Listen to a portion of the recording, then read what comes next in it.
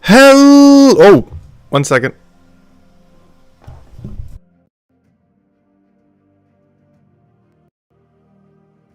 Hello. Okay, there we go. Sorry. I hate when it does that. It does that sometimes. I think it's the cord getting loose or something, but it goes like blaring loud. Luckily, I noticed it before I said more than like one word. Whoops. Normally, whenever I do a video, I do a mic test thing beforehand. However, normally for streams, I don't. Luckily, it is very obvious when I have it set if I'm looking at the thingy that indicates it. But, yeah, sorry about that. That was probably very loud. I'm not sure why it does that sometimes, but it does. But it's fixed now, so we're good to go. Luckily, I noticed it within like 1 second. Oh yeah, I keep forgetting the blinking mail. My ears, I know, I'm sorry. Hopefully a bunch of people got an ad, because it does like to play an ad at the beginning of the stream. So hopefully a lot of people didn't hear it because of the ad. The only one listening to after the fact. But anyways, now that I've got your guys' attention with that loud noise. So today, of course, we are almost done with this Vault event. At this point, it's pretty much just a normal Vault weekend. However, yeah, we still got the Vault event going on. 1 day, 6 hours. Still the rest this weekend. Still a great time to be farming. Of course, as I've been mentioning, Green Tower of Doom is this Monday. I already know one of the teams I'll be showing. Of course, the new Mythic. But of course, we'll show some other ones that do not use the new Mythic, of course. But we do have that. Which also, with that being said, don't forget there are things that are going on this week. Like, for example, the raid boss. Well, we messed around with a really funny team last night because you can copy the, you can just copy the enemy Zugoff, which is pretty fun. That was actually one of the funnest raids we've had in a while. Possibly the funnest raid ever. I actually really liked the setup that we could do for that. Because there's 2 different ways that you could copy the enemy Zugoff. Doppelganger or the one legend, depending on what route you wanted to go for. So, it's pretty fun just messing around with that because you normally don't get to use those. And of course, if your guild hasn't finished the... oh, I didn't even claim the reward from it. Let me go grab that. But if you haven't finished the world event, of course, that will be ending after tomorrow. Only 1 day left. And easy to get distracted when there's a Vault event going along the entire time. But anyways, as per usual, as the number to the left of right of us, whatever direction that is. I guess technically, I'm pointing to the left, but I'm also like gesturing to the right. But you know where it is. So that's our current mimic count, and hopefully by the end of the stream, it'll be like 10% higher. Or some amount higher. Hopefully 10%. Yeah, 10% seems about realistic. That means we'll find like 2 or 3 mimics this stream. That seems about right. Also, I have contacted Kafka, but as is expected, I still have not heard back from her. So hopefully we will soon. Hopefully tomorrow night. Realistically, it's either tomorrow night or Monday. I'll make sure to poke her again like a billion times tomorrow night, because that's like the first realistic time where she'll end up replying back. So hopefully we'll get lucky. Anyways, as per usual, we will be spamming Explore 12 with my personal favorite Zugoff team. And that is pretty much going to be the stream. So if you guys have anything you want to chat about, questions, anything, let me know. As this is going to be, as the rest of these, pretty grind heavy. Particularly until we end up getting this, this troop. Obviously, we'll be doing other things in between. But I wanted to get as much grind as we can in this weekend, given that... we got a Vault weekend going along with it, so might as well be grinding while there's a Vault event, compared to not. Was that a dab? I wasn't trying to dab. I was pointing in a direction. I did not mean for that to look like a dab. I tend to not do any memes. I don't fully understand most memes. I would say I'm getting too old, but a lot of people doing it are, like, older than me.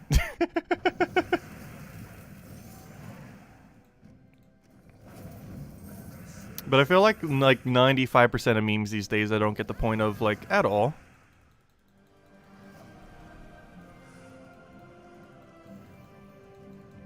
But anyways, hello everyone. Hello, let's see, where were we? Hello Hollywood, hello Ricardo, hello Bill, hello Tyrion, hello Isabel, hello Cookie, hello Dwight, hello Ricardo, hello Cookie, hello Sushi Ninja, hello Imperial, hello Crisp, hello Lady Dragonheart, hello Lester, hello Logic Slayer, hello Sushi Ninja, hello Inflame, and hello everyone who hasn't said hello, and hello everyone else, welcome, welcome. And hello everyone watching after the fact. So hello Jonathan, welcome, welcome. Anyone trying to sleep to this or farming vault keys to it later? And I've been just starting to do that a little bit more often, like listening to something as I'm going to bed. I used to do that when I was younger, then I stopped for the longest of time, but the last like half a year I've been starting to do it again. Oh, I did do that. I could take a skull. And long live streams are kind of good for that. Oh, an epic... Wow! We start with an epic Valky. That's pretty nice. Well, not literally. That was the third battle or so, but pretty much start with a epic Valky. Not bad at all. Too bad that isn't a Horde Mimic. Not like you even can get a Horde Mimic there. Theoretically, that's the biggest drop we even could have gotten in that instance, so gotta love it. Hello, Clipbomb. Hello, Mambarashi. We will have a tacit meme. Oh no, the hello everyone kind of became a meme, but I feel like multiple people kind of do the hello everyone thing. Not exactly how we do it, but you know, it's like not 100% unique. How many gems are needed to max out a tour of Doom event? If you're lucky just to get to 25, I believe you theoretically only need like tier 3, I want to say. I normally buy a bit deeper, I think. I actually can't remember how far I normally go, to be honest. Tower of Doom happens so infrequently these days. Like, seemingly like once every 3 months almost. That I actually forget off the top of my head. I know you can get away with it for only a couple hundred if you don't mind waiting the entire week.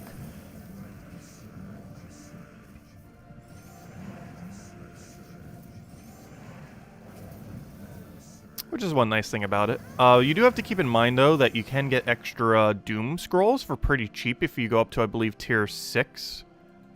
So these days, with how infrequent it is pretty good value to go to tier 6. Tier 6 costs a little over 1,000. If I had to guess the exact number, I believe it's 1,110. Though I believe I'm confusing it with new factions. So I'm not sure the exact value. I know it's a little over 1,000. If you buy to the final tier prior to 7 spamming. And the reason why that's pretty decent is you get discounted cost versions of the colored scroll. Those ones that are used to upgrade to Doom weapons. And they currently come in so infrequently to the current state of the game that anything you can do to get them for any amount cheaper is pretty useful. I probably personally wouldn't do that too much these days just because I feel like I have enough. Because all the core weapons, like, I don't have no intention to ever upgrade all of them. But all, like, the main ones I already have upgraded. So I don't feel as bad to end up getting more. Though getting more is still nice. But I'm not in, like, as dire of a need for more. Whereas how infrequent they are, I'm pretty sure most people are. Just because they, like, never happen these days.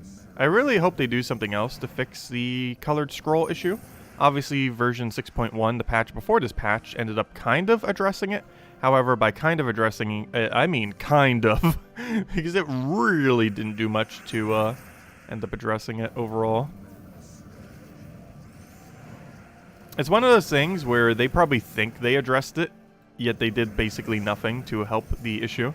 Kind of like when they fixed low-level faction farming, and by doing so, they didn't do anything to fix faction farming, but now in their heads, they're like, oh, we fixed it. We don't need to do anything else for it. I feel like that might be how they feel with colored scrolls right now. It's like, oh, we added this feature. Of course it fixed it. Even though it did absolutely nothing to fix it. Are very minimal.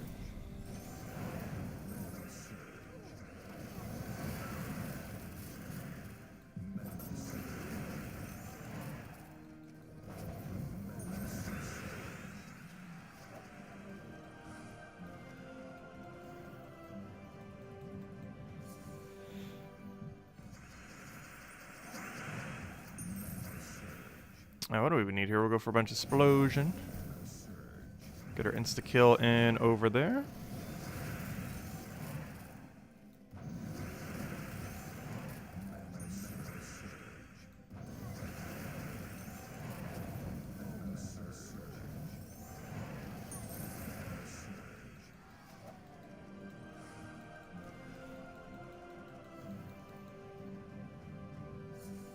Oh yeah, it also depends on scouting in your guild. That's very true as well. It also depends if you yourself needs to do any amount of scouting, or what time you're doing it in, or how well your guild is scouted. Yeah, I guess there's a lot of factors to how much it ultimately ends up costing. It is one of those weird, extremely high variable amounts of sigils. Mostly because it depends on the rest of your guild to some degree. because you need your guild reporting back correct rooms, like the unlock rooms, any of the ones that give useful loot, like fireballs, heroisms. If you want to take them all, even those sigil rooms, if I can't remember. Haste is their name. Gosh, I'm almost forgetting their name. It's been so long. And a few of the other ones that are kind of okay, like power and lucky. Power and lucky, I feel like, are slightly, I don't know, they're both good, but not as good. Because generally, if your entire guild's already doing it and you don't care about leaderboard, and the leaderboard for that mode is really horrible. Lucky's not too useful, though if you're in a smaller guild, it's definitely very useful. But I feel like most super active guilds don't necessarily need the lucky. They're already going to hit enough points without it. But I still take them. And aside from that, power has some diminishing return. After your guild has found like 3 powers and everyone has taken those powers, every power beyond that isn't as useful. Because there's quite a bit diminishing returns on how many stats it ends up giving you. To the point where you eventually reach a point where taking power is still helpful, but not super needed.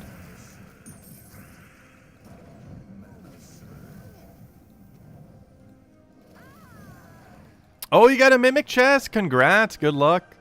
Yeah, we're still trying to find our first stream. We found the first one last night in like, what, 40 minutes or 20 minutes? Like, whatever it was, it seemed pretty quick. So maybe it was closer to 20 minutes, because 40 minutes isn't that quick. But I'm hoping we find some quick ones today as well. I ideally want to keep going until we hit at least 3 tonight. Maybe even 4, because that'd be a nice 30. The only problem with doing 4 is that could literally take us until reset. So I'm not sure I want to go that long tonight. We'll see. I am decently awake right now, I do have to say. Unlike the last few nights where I've been a little bit more towards the tired side. And I haven't had any caffeine yet, so I'm not going to have that crash. I'll need to have that a little bit later, though. If we're going to go for... I'm not sure how long we're streaming tonight, to be honest. Could be closer to 2 hours, could be closer to 4. Who knows, maybe we'll go all the way to reset, though that's very unlikely. I don't think I'm that awake right now. Don't think I am that awake. But we'll see. So we'll throw that down. Get ourselves for destroy. Get the Zoogoff back down. If only we could get something random from the sky. Zoogoff's good enough, I guess. Ideally, we just want a random skull poke before we even have to cast, but full Zoogoff mana is also fine. I can't think of anything to pull for tonight. Tomorrow I want to pull how long did you actually spend on the Vault event. Because on Monday or Tuesday I did the hypothetical of how long do you think you're going to farm this Vault event for. But I'm kind of curious now that the week has, you know, almost passed, what the actual numbers will end up being. Though I want to pull it tomorrow because it would make slightly more sense. Because, that, you know, the whole 7 days would have been in by then. I'll probably make it the same poll. Just the difference being how much did you actually do rather than the hypothetical of how much you plan to do. Because I'm actually curious how long some people grinded this for. I think in total, by the end of this, will be a little over 20 hours, I want to say. Because I did do a little bit off-stream. Not like a super high amount, but we have done a little bit off-stream. But a good majority of it was on-stream. So by the end of it, it does seem like it's going to be closer to a little over 20 hours. I think I broke it down to like a 15 to 35 category earlier.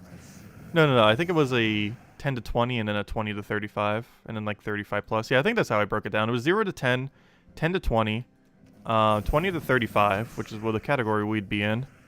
And then, because 20 to 35 was actually the lowest category, which was actually kind of surprised when we ended up pulling it earlier. And then 35 plus.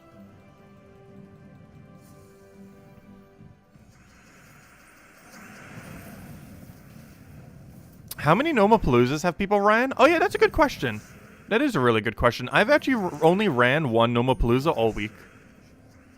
Which is very low. I'm actually curious, how many people are in the exact camp as me? I don't want to make it like just 0 as an option. But, and I'm trying to think of like number. I don't know, maybe we do have just 0 as an option. I'm kind of curious. I did use literally 1. But, I don't know, we'll do like a 1 to 10? 1 to 5 category? 1 to 5 is like under an hour of it, so that would make sense. Yeah, we could pull that. I'm actually curious on that now too, now you mention it. Oh yeah, let me go pull that. Yeah, that's a good question. Really good question.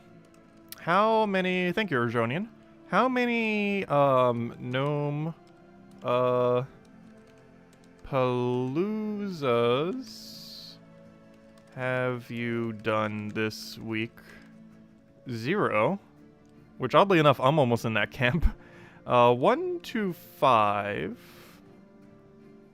Like 10 to 20. Let's see, how long does it take to do 20 again? That'd be 5 hours. I feel like I shouldn't have a 0 option. I feel like I should have a 0 to 5. I'm gonna make it 0 to 5. My only concern is it's gonna be way too big of a number if I do 0 to 5. You know, I am still gonna separate it. 10 to 20, because how many is 20? 20 would be approximately 4 per hour. 4 goes into 20 5 times, so 5 hours. I would want it to be at least 7. 7 would have to be 28, right? Approximately. Let's say 25, because you can't, like, perfectly efficiently use them like that. So I'm going to have a 10 to 25 category. This seems like it's biased to people who did almost none of them. Though I feel like there are some people, or a lot of people that might. I'm not sure. We'll find out. 25 plus. So that basically means over 7 hours worth of Nomapalooza then. We might need to repoll this if 25 plus is really high, though I don't feel like it will be. So I do actually want to separate a category for 0. I did exactly 1. Exactly 1.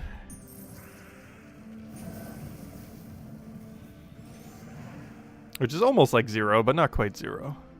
I am actually curious to know what the exact 0 number is. So I'm going to put an option for 0, which I normally don't do for one of those things. Normally I have it like a lower range that includes 0.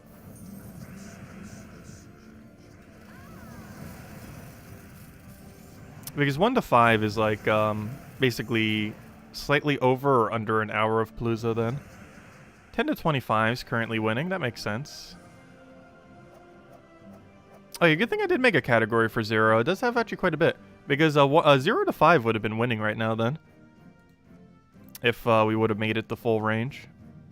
Yeah, 0 to 5 would be winning. Actually, 1 to 5 is almost winning right now. Good thing I separated the category. But anyone who's doing 25 plus, I believe that is 7 hours of Palooza or more. Approximately. Unless you use multiple at once, in which case you could have squeezed a bit more than 25 in 7 hours. But that's basically 7 hours of Palooza. Upwards of. Which means 1 hour per day. Though theoretically slightly more than 1 hour per day because it's only been 6 days, not 7.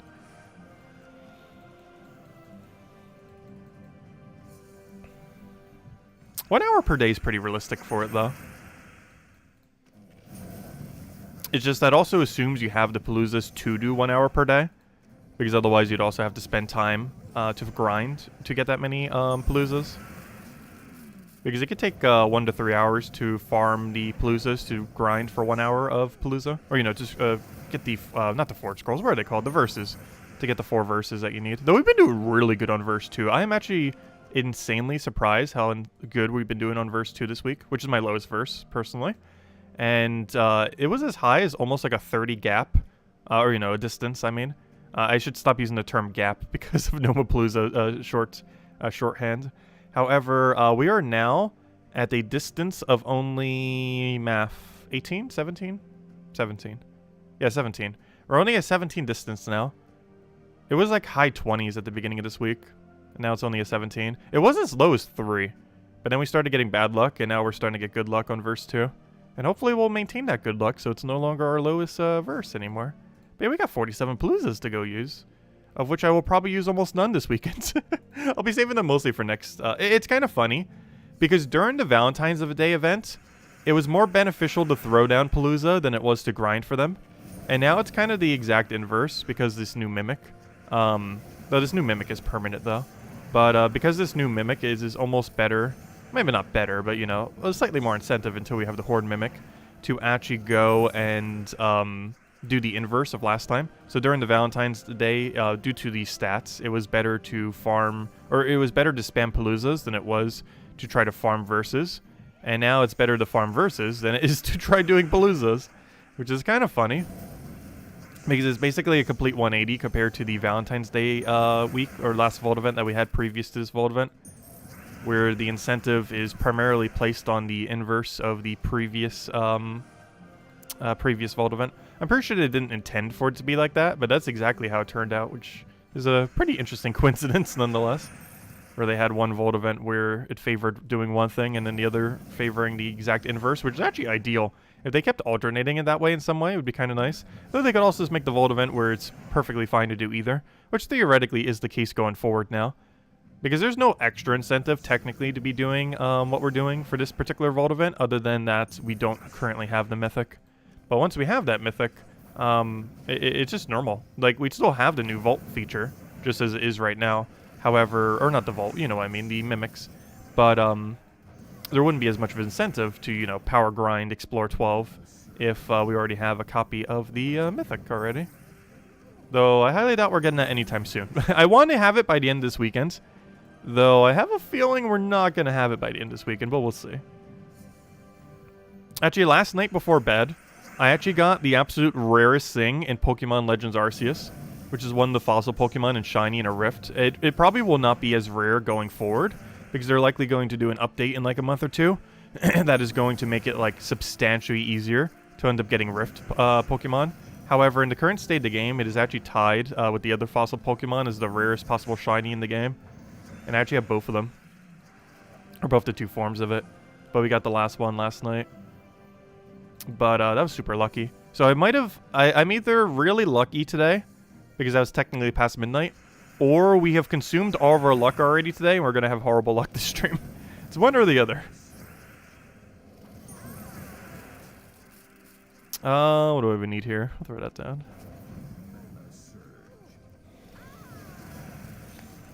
Grab a little poke over there. How many Nomapaloozas to get 87 pity keys? A lot. I want to say 50... Well, it depends how much... It depends if you were only verse farming the entire time. I mean, it depends if you were only running Palooza the entire time or if you were also doing some verses. But if I had to guess, if you were just doing Palooza the whole time, probably 65. I want to say 65. That sounds about right. Like around 65 Paloozas. Which I assume is how many you did then, if you're asking that. That's a lot of Palooza. Like, that's pretty much 10 Palooza per day. That's how many that is, since it's been about 6 days. It's like 10 to a dozen Palooza per day. Probably closer to 10. Which is about 2.5 a Palooza per day. 2.5 to 3 hours. That sounds about right, because some people on Monday were mentioning how much they were going to be farming the event.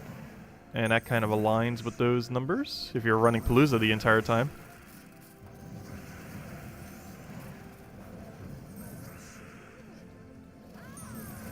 So how exactly does Palooza interchange with Mimics? So when you do a Mimic fight, is it literally just 4 gnomes?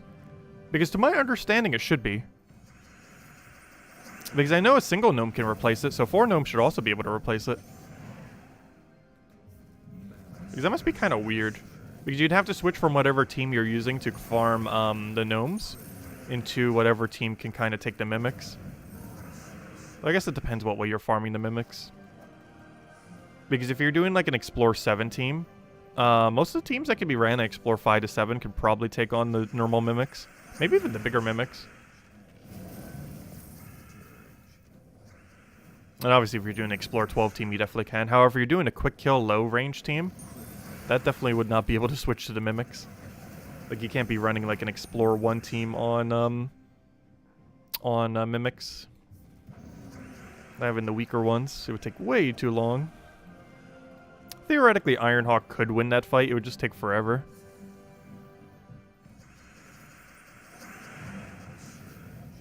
Oh, it does. Never mind. They would be replaced with gnomes, though. So I guess it would eventually have a pity timer of all the gnomes running away, which is not ideal. But obviously, you could quickly change your team. Doesn't take that long to switch out a team. Because you know preemptively when you're going to have the Vault event. It's not like it shoves the team you're currently using into the battle. Which is pretty nice that you do get to choose.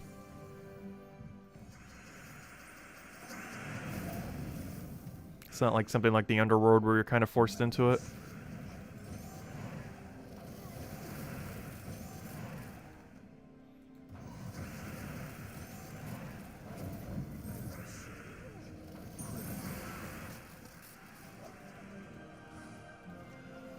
Come on, show us the Mimic.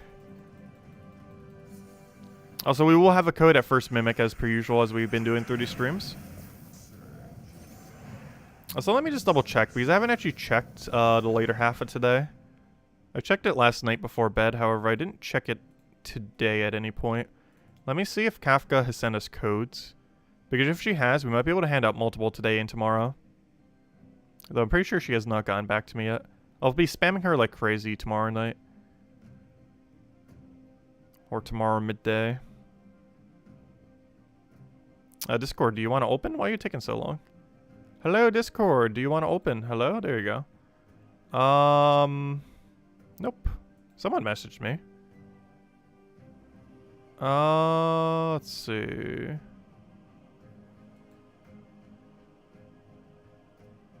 But yeah, no Kafka. Let's see, I'll take that over. Get the kill there. Make sure Discord's completely closed, just so it doesn't lag us. So I don't feel like it normally does.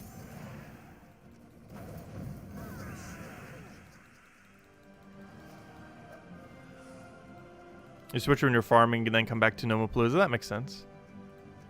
Oh, so you just completely switch the... Okay, that makes sense. So you just completely switch what kingdom you're on? Oh, that kind of works. That makes sense. And then you claim them after the fact. I never thought about doing that. But yeah, if you have multiple kingdoms where your team can range down, which every single possible team does, like every single thing that would quick kill gnomes can easily be shifted to a different kingdom. Or maybe not easily, but you know, there's like multiple options for every single one of those teams. So yeah, you could just dodge the kingdom, move to a different one. I just like staying in one kingdom normally. But yeah, you could just dodge the kingdom until the Nomapalooza is over. Then go do all the chests that you found all at once. That's interesting. Oh, that'd be a kind of funny stream to do. Though the amount of time it would take to set it up would be way too unrealistic, to the point I'm pretty sure no one in the entire game has done it yet. Because I haven't even found that many chests yet. But imagine going to every explore, getting it to a mimic chest, and then opening all 35 mimic chests at once. That should be possible. I highly doubt anyone will ever do that, nor will we, because gosh, will that take forever.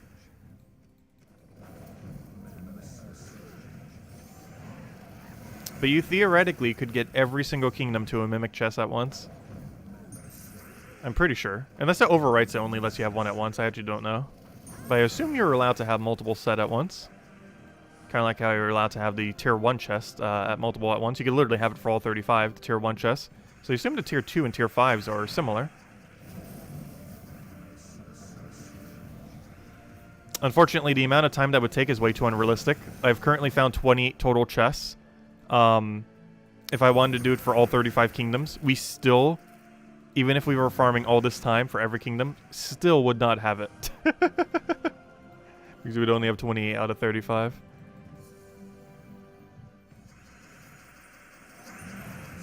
That is something I will definitely never do. It takes way too much time.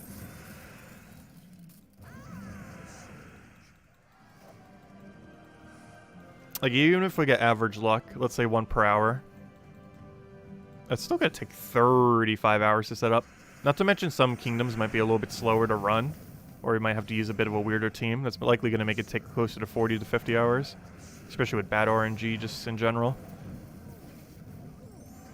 But it realistically could take upwards of 40 hours to set that up, a single mimic chest for every kingdom. Not to mention, you'd probably want to do it within a week, which makes it even harder, because you'd have to do 40 hours in a single week. And the main reason I say that is you might need a specific kingdom for a world event. I guess during a Tower of Doom event. I guess going into a Tower of Doom event, you could kind of set that up properly, couldn't you? Yeah, there's no way we're doing that. It'll take way too long to set up. It would be a really fun payout, though. 35 mimic chests back to back. The only problem with that is I feel like after like the 5th mimic chest, they would have lost their specialness. Like, that'd be cool for the first several few. But then you'd be doing so many back to back that every subsequent one wouldn't have as big of an impact if compared to just opening them immediately. We gotta set up 35 5x chests. Could you imagine? You're talking like literal hundreds of hours. Now that I know for sure no one will ever bother doing. Like, there might be someone who might take a week and dedicate it to just setting up every single chest to 2 times. However, I highly, highly, highly doubt anyone will ever do it to 5 times. So, and if you do it to 2 times, some of them could be 5 times. You never know. Like, that's one thing that would be fun about setting them all to 2 times is, what if it is a 5 times? You don't know.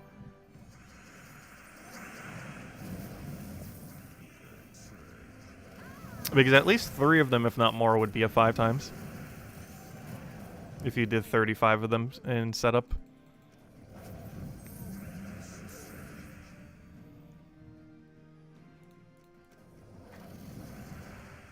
Yeah, 72-hour Mimic Palooza. Probably never happening. Have farmed literally every last waking second of a Vault event. There are some people that kind of do that. I could never. I'm like literally incapable these days to play the game that long consecutively. It's definitely a game I prefer in smaller bursts. Sometimes longer, smaller bursts that are technically larger bursts. But, oh no, I definitely can't like play this game for like 8 hours straight. Not these days anyways.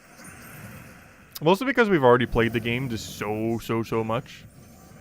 That doing that just, it's just so much time. In a game we already have so many hours in. Because we're at like, what, 14,000 hours? If you count side accounts and everything, we're probably even over 14,000 hours. That's getting up there. Absurdly big number. Like, I'm pretty sure it's officially the game I have the most amount of time in. The only 2 that could possibly contend against it is Warcraft 3 and RuneScape. However, I have no clue the total amount of time in either of them because there's no one location that I could just point to and be like, oh, there's the number that says the total.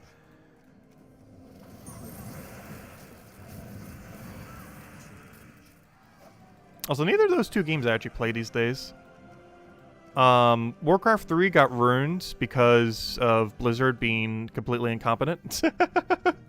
They basically did an HD remake where they did nothing but make the game worse. And they forced all the old versions to have to use that new version.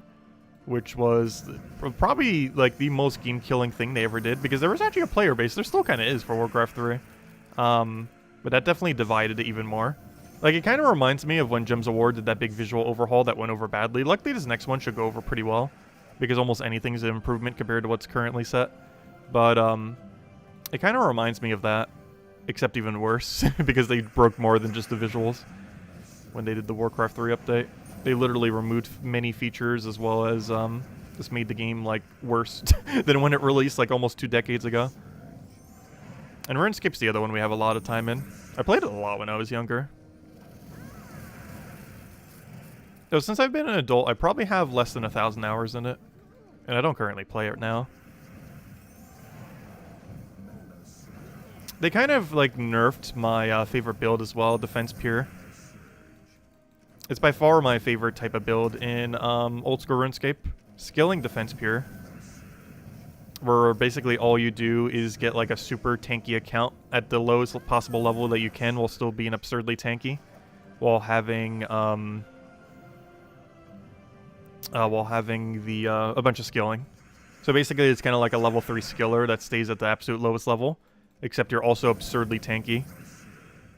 And can still do some combat related stuff. Because you're ultra tanky.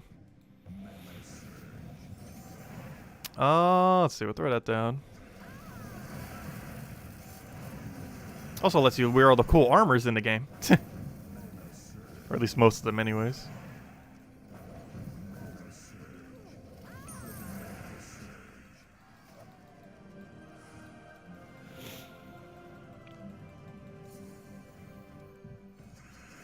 Oh, what do we even take here? We'll throw that down.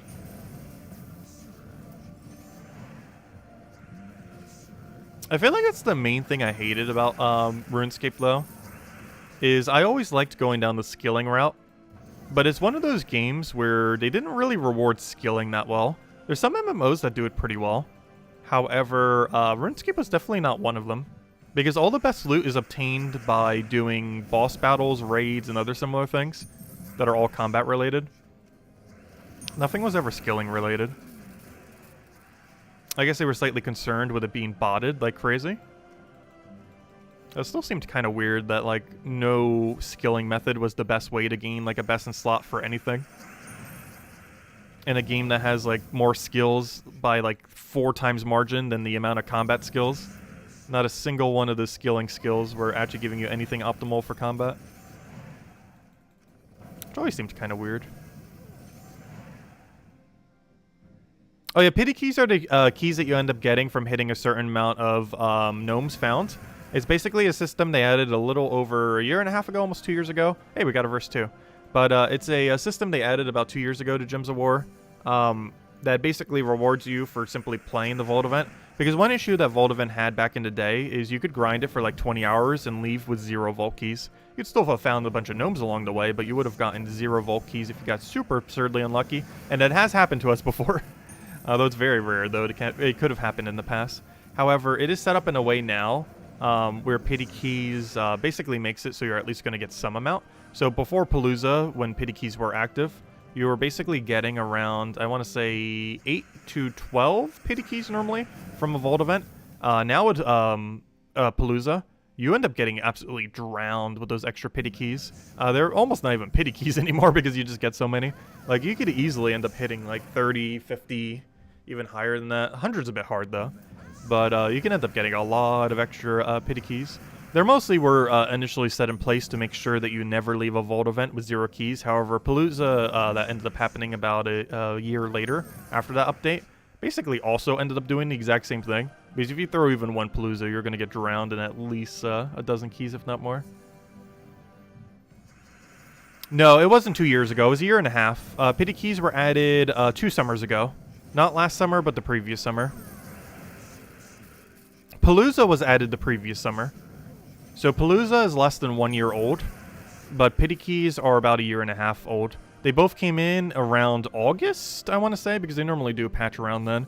It was either the early summer patch or the August patch. I can't remember which for either of them. But if it was the early summer, I believe that was around July-ish of the year.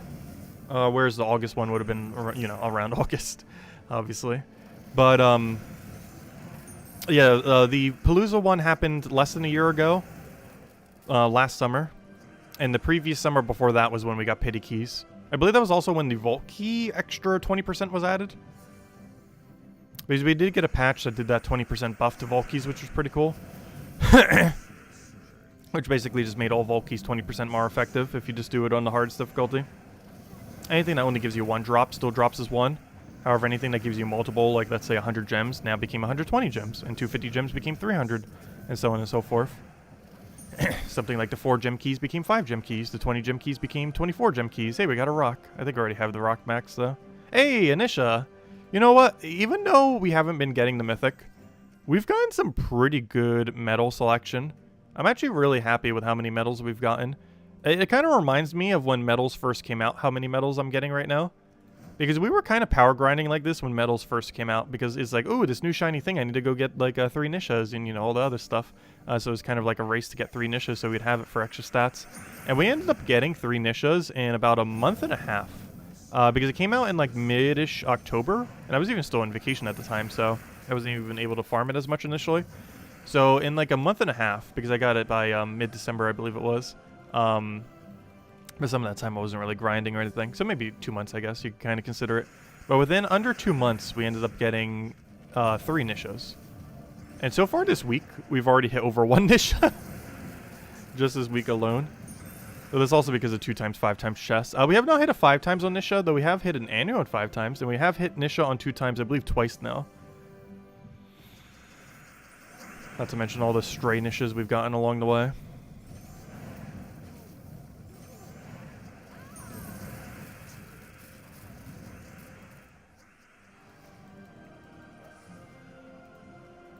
But we've been doing pretty good on them. Because we started at, like, 9. And I think we're at, but then again, that's actually only one whole one, isn't it? Because we started at around 9, and we're at 10 exactly right now. Well, 10 in a little piece. So I think we've gotten exactly 1 Nisha this week. 1 full Nisha medal. approximately. Because I'm not sure exactly where we started. But I think it was like 8.5 or 9-ish. You know, currently we're at like slightly over 10. And the reason why I say it in that weird way is because every medal is composed of 9 parts. So 10 is full medals. But you can have anywhere from 8 different pieces of it as far as the token breakdown. So you could technically be at like 10 and 8 knives. Or you could be at 10 and 2 knives.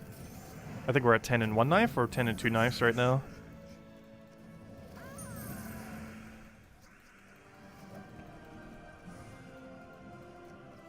Which is enough to upgrade almost 2 mythics. I'm still holding out though. I'm still holding out for like some ultra meta magic niche related one to just come out of nowhere and be like, oh, this is the new Phoenicia, or oh, this is something really viable to run for like Guild Wars or PvP or something. But yeah, I'm still holding out on upgrading anything yet.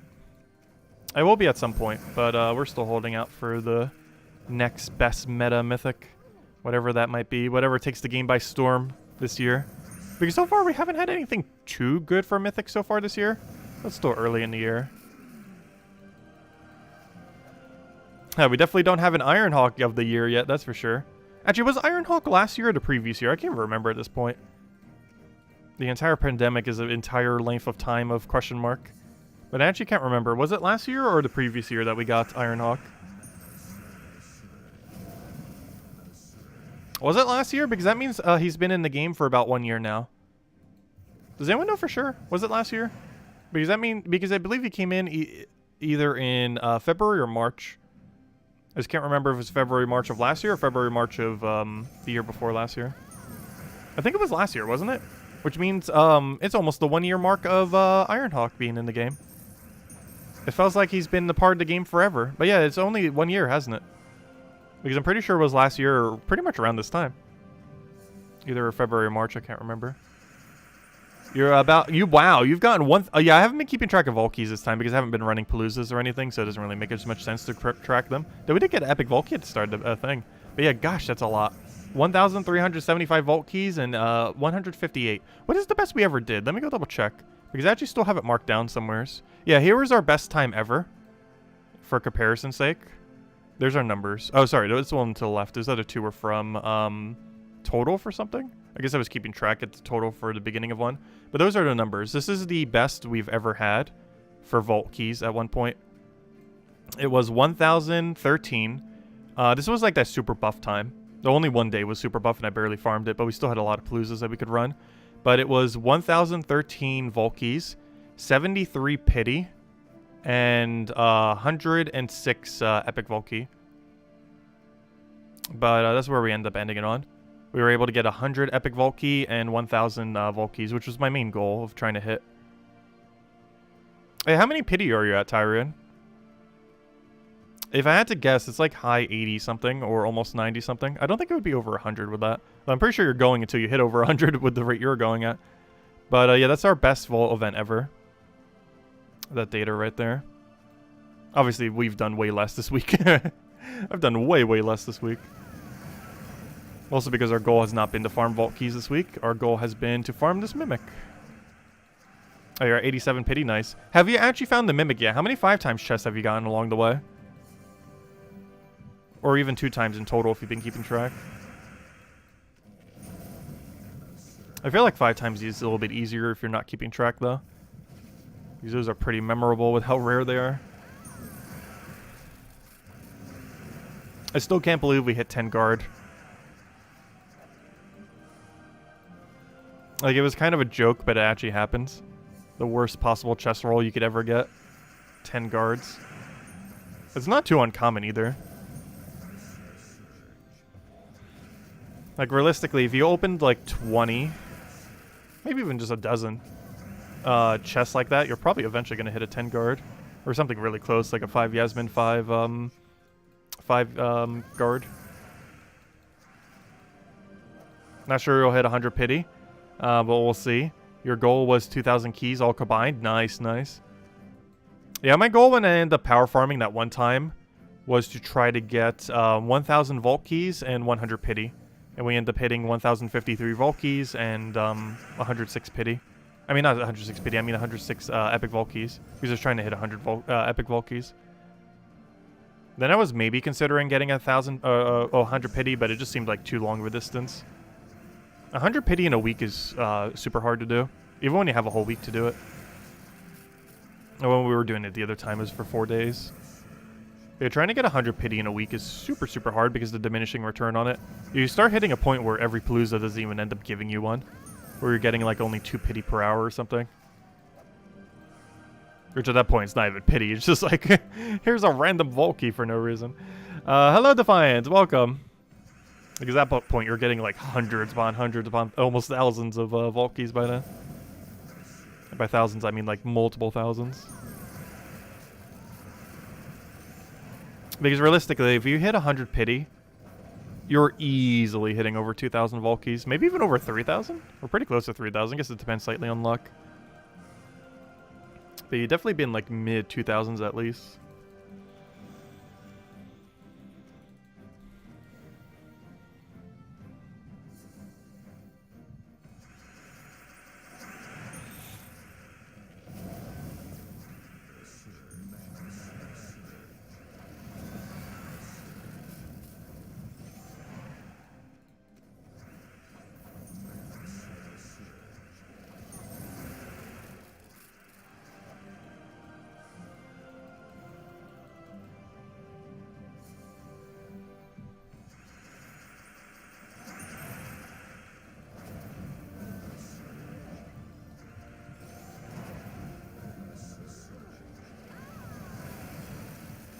Oh, so take that down.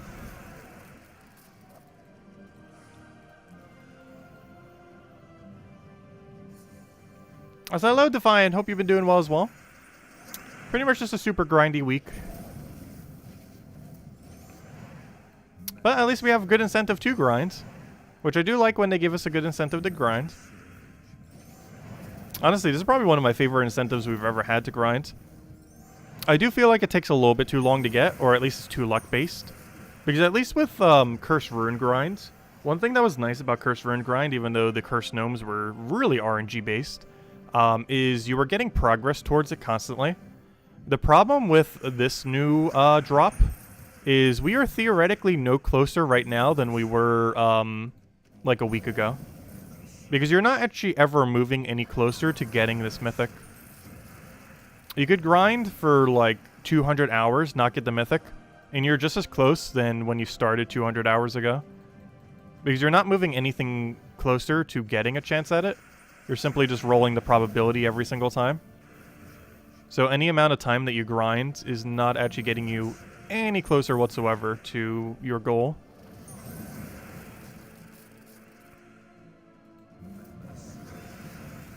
Obviously, you're getting other loot along the way. But your chance of getting one after like hundreds of hours of grinding or dozens of hours of grinding is still the same than when you started many dozens of hours ago. Because the probability doesn't get any better. You're just getting more chances to have gotten it. But if you miss all those chances, you're right back where you kind of were to begin with. Is there a benefit to leveling up, upgrading the legendary constructs like the moon, sun, star? If they're associated to a kingdom, yes. And I believe all of them are? Pretty sure all of them are. Isn't every single one of them associated to a kingdom? So there is a benefit to upgrading them. They're all associated to a different kingdom. Like, for example, the Foal, which isn't that the most recent one? I believe that one came in this season. But the Foal, for example, which I'm pretty sure came in 2 weeks ago. I technically got it 3 weeks ago because of the other thing. But that troop, for example, is from Zejin, as we can see right there. So it counts for 1 kingdom star on Zejin and helped us get to 26. It would actually not be possible to have 26 star without him, as he is required to do so. But as well as the actual other thing from the past, which is the mythic, of course. But yeah, it's one of the reasons why you can actually 26 star it. But yeah, any of them that are associated to a kingdom, which if I'm not mistaken is every tarot card. I believe the only exception to that is Heart of Rage, if I'm not mistaken, for whatever reason. I believe that's the only one that's considered a vault troop instead of a kingdom troop. So with that one exception, I believe every single one of them gives you a kingdom upgrade. or counts towards it. But for whatever reason, Heart of Rage... Wait, is Heart of Rage from somewhere? Never mind, it's from Broken Spire, isn't it? Hold up. Where's Heart of Rage from? I actually completely forget. I know it was one of those weird outliers because it was the very first... Why don't I just type in the word Heart of Rage? Wouldn't that be easier? Heart of Rage. Yeah, it is from the vault. I guess I was just blind and didn't see it. But yeah, with the one exception of Heart of Rage, every single tarot card is from a specific kingdom. So it ends up counting for kingdom upgrading purposes. With the only exception being Heart of Rage. Which for whatever reason counts as a vault troop only.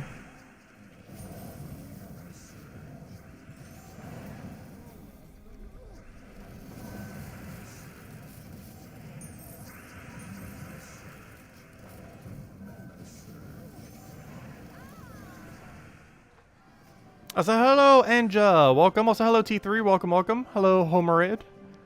You finally completed the Cursed Rune purchases this week. Nice. Yeah, that's a good grind to finally have done. Only the repeatable recipes left now. Yep. Really, really good to finally have that done. Because now you don't ever need to worry about getting Cursed Gnomes again, which feels really good because they are so rare. They drop way too infrequently. But yeah, I haven't used any Cursed Runes since I've gotten all the unique drops. I've just kind of been hoarding them in case they add some kind of new feature to Cursed Runes. Because most of the options that currently exist, like, they're not all horrible, but they're also not good enough to justify me even wanting to bother with them. Especially with how many resources we have overall. So I'm just kind of hoarding all my Cursed Runes out of the off chance they're going to add more things that use Cursed Runes, which you never know. We've already seen War Coins add a few more things over time. I wouldn't be surprised if Cursed Rune allows you to do Underworld Treasure at some point, which is probably the main purpose you'd use it for. If you can start using it to upgrade Underworld Treasure, that is almost guaranteed going to be the most useful use for Cursed Runes, assuming the pricing for them aren't that bad. It was specifically, for whatever reason, missing from the 6.1 patch, though it was brought to their attention, and there is a chance they will get around to it in a future patch. But time will tell. Oh, you got the Horde Mythic today. Congrats. That's huge. That is absolutely huge. Took you 6 boss battles. I'm not sure if that's lucky or unlucky. I'm actually not even sure these days how many you really need to find this thing. Assuming it's 10, that is towards the luckier side. I sure hope it's not 10. I was thinking initially it'd be like 4 or 5, which of course you could get that lucky and get it within that frame. But it might be a triple 1 in 10 drop, which is horrifically bad if that's how they actually set it up. A 1 in 10 into a 1 in 10 into a 1 in 10. Because that means theoretically we'd have to find approximately 1,000 2x chests to end up finding it. Or not, or, you know, mimic chests in general. Even though a 2x chest is 0% chance, but you know, if it's 10%, 10%, 10%, that's effectively how many we'd need to find. Oh wait, no, we wouldn't. We need to find 100. Why am I saying 1,000? I was gonna say, that number seems way too high. But we'd have to find 100 2x chests to realistically find it. And we're currently sitting on 28 total chests. So we're like 1/4 through the grind if we get exactly on average luck, assuming it is a 10%, 10%, 10%. Which I'm starting to think it is.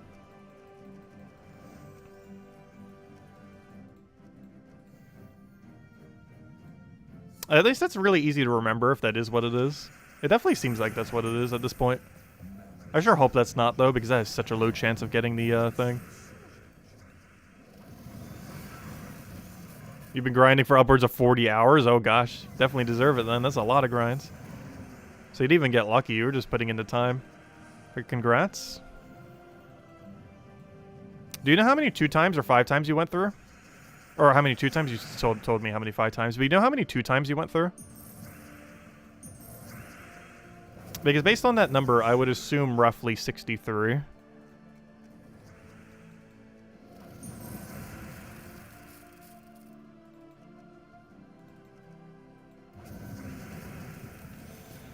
Yes. The 1,000 tries is correct. However, it's technically 100 in the sense that you have to go through 1,000 of these chests.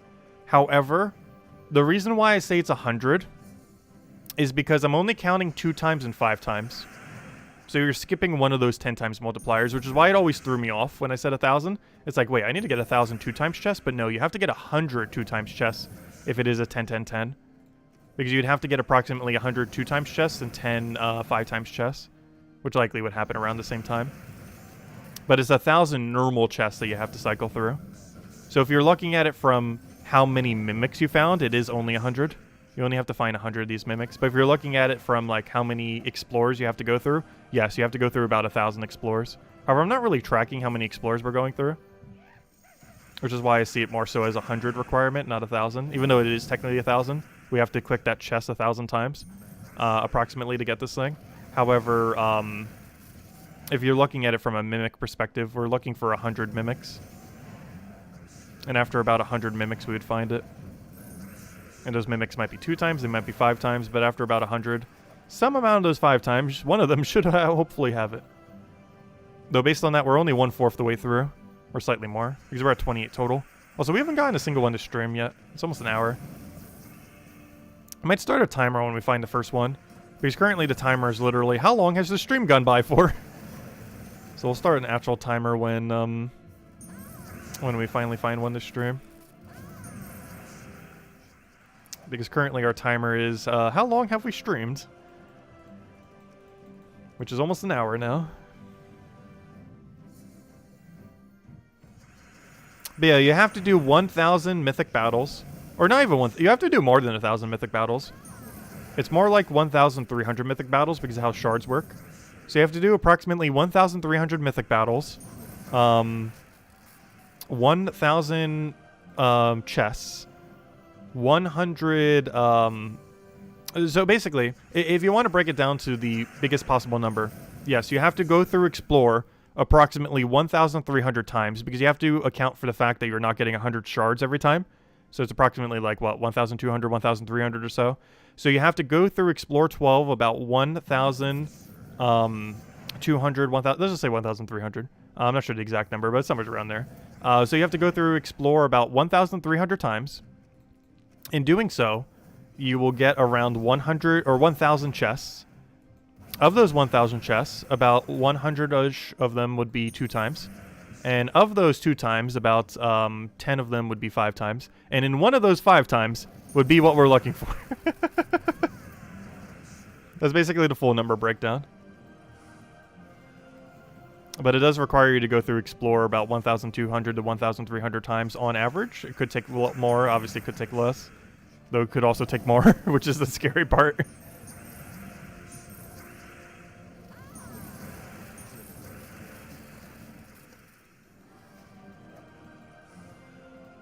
But it's kind of funny because Puzzle Quest 3 actually had an event the last couple days where I think in total you had to battle, I want to say approximately 100 times. And even though we're doing something in Gems of War right now that theoretically requires us to battle, let's see, 4 battles per thing, upwards of like 6,000 times, because you then have to times that 1,200, 1,300 number by about 5. Slightly more than 5, but about 5. So we're talking like 7,000 battles, approximately, maybe a little bit more.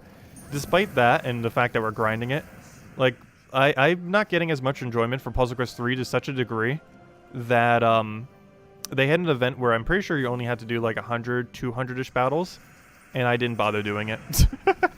I did like some of it, like a very small amount, and then I just like gave up. There's still so many things they need to fix with that game. The worst part is every single gear has to be like a different color, and it's complete RNG what it rolls into, even if you ascend it, which is the dumbest thing ever. That you don't even get to choose. Because the item that came in is obviously like clover based, so it's like a green kind of item. However, it doesn't auto roll into green. So I got like 2 yellows and a purple.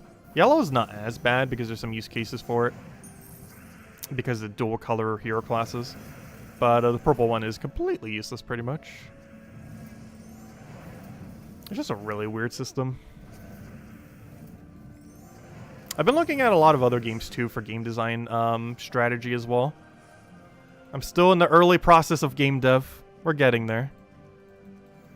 We're going to be making, like, the most try-hard grind... Not necessarily grindy, but, like, the most completionist RPG game we could ever make while keeping it as simple as possible. I'm still trying to find ways to shortcut doing graphics as much as possible, though. Like, a clean user interface, I feel like I can do with store-bought assets and just anything I can make myself in Photoshop, using a combination of those two things. The harder part is trying to find a way to do animations, and or not like super full-blown animations, but, you know, like attack animations. Just have kind of something for it. Trying to find a way to do that and character models in a way that would kind of work. The bigger issue is almost more so generic enemies. Because generally your main cast is going to be like 3 to 10-ish. But the concern is, like, we're going to need art in a similar style for like 50 to 100 enemies, probably, realistically. Unless we find creative ways to do it otherwise. Could try going down the Pokemon route and have, like, slight variations to your own design. Where, like, as you go deeper, they slightly evolve in their form. Which would be kind of funny. Because I feel like most of the design concepts I've been studying, like, they're around, like, a RuneScape Pokemon kind of structure. Which is a really weird combination of two games to combine, but it actually is very similar to the two. Because I'm literally just pulling from the things I know the most from. Let's see. I'm not sure if I would ever make a match 3 game, though. But the biggest issue with a match 3 game is more so coding the board. However, there's probably a lot of tutorials out there that could kind of give you generic ones. But if you want to do, like, your own spin on it, the amount of, like, coding that goes into one of these boards is actually extremely complicated. This is a bit more of a basic version of it.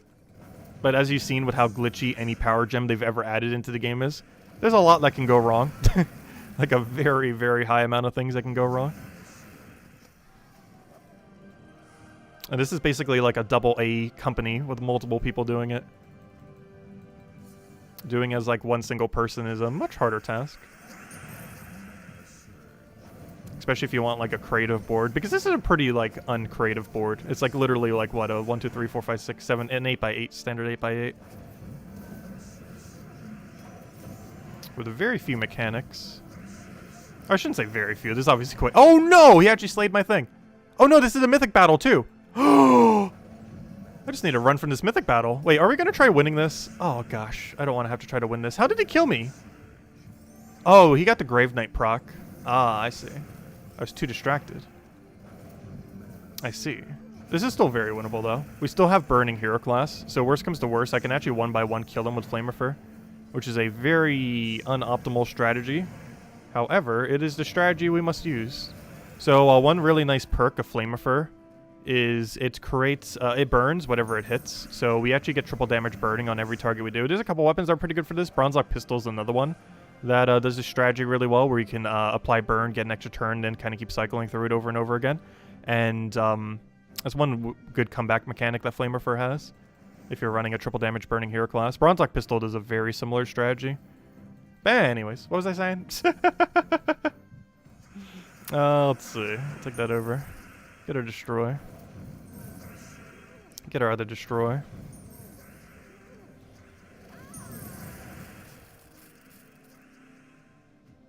Oh yeah, a game that changes the colors of slimes? True. That is an interesting one to go for. Like, have a billion different slime enemies. I don't want to have overly generic enemies, though. I'd rather have less, but have almost every enemy feel like a boss, than have more just for filler. Unless there was, like, a really, really big reason to have them like that. But I'd rather go for less than more, but have every single one be a lot more intimidating. Because you could try putting, like, some other minigame in for filler. It'd be more creative that way. Which I've been testing those ideas, because it also allows me to test different game mechanics that are a lot simpler. The only problem is getting assets for every single one of them. There's a couple ways to do it kind of easily. Actually, the one thing I was actually kind of considering if I was going to put a match 3 element into it was the chest minigame from Puzzle Quest 2, doing a variant of that, it's really easy to get the assets for something like that because there's like a billion generic treasure assets out there. It would be a lot less complicated than a normal match 3 to code.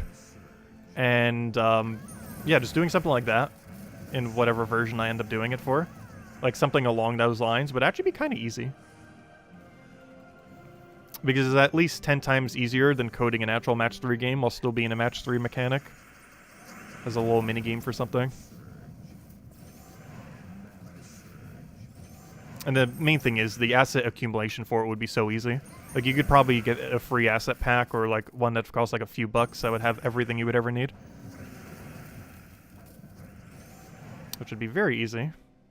You just need to make sure that it fits the rest of the style of your game, obviously. Because one problem with using a lot of asset packs, obviously, is having inconsistent style in the game.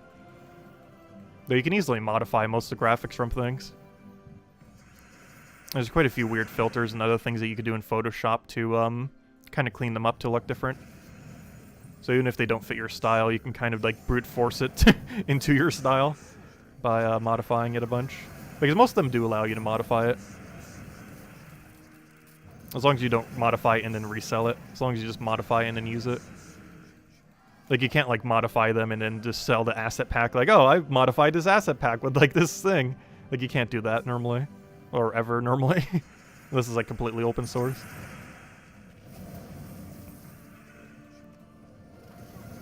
Like, something being royalty-free and being, like... there's a difference between something being royalty-free in that you are allowed to use it for commercial use compared to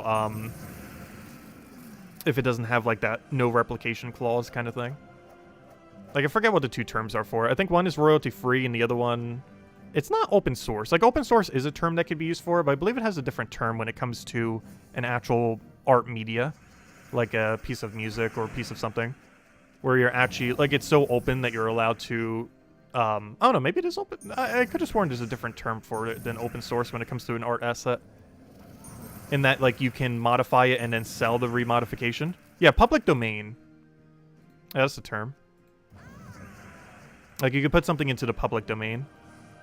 Where you could, like, literally modify it and then also resell the modified version. But most things that are royalty-free, you're allowed to use but and modify, but you're not allowed to resell the modification. Like, you can sell a product that has the modification in it, but not, like, the actual asset itself.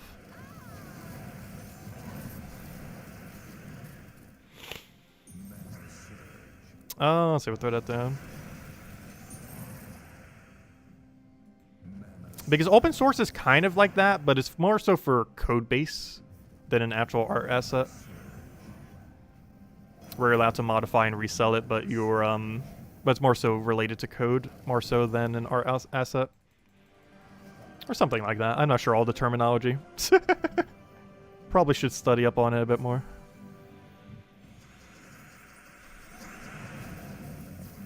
What do we need here? Take that down.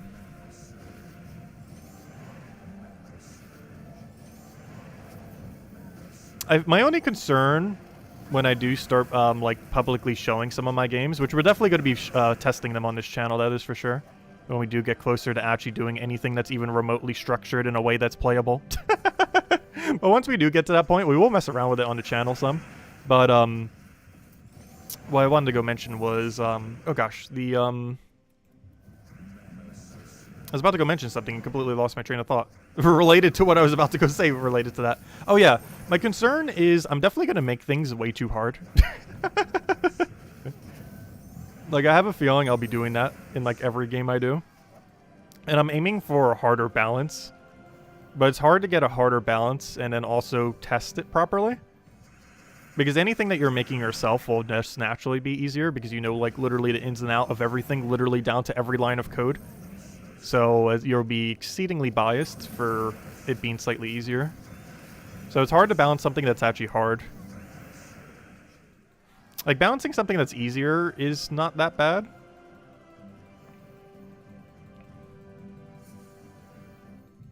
But the problem with balancing something that's actually meant to be slightly more difficult is you, as the person making it, will always find it easier, given that you're literally structuring every possible mechanic in the entire everything.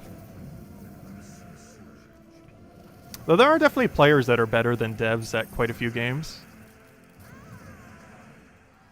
Though I feel like that's rarely the case for solo devs, though. Because hey, I finally got a Mimic.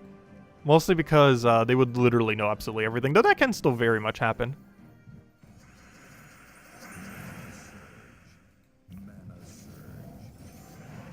Well, it's a lot less likely to happen in that situation.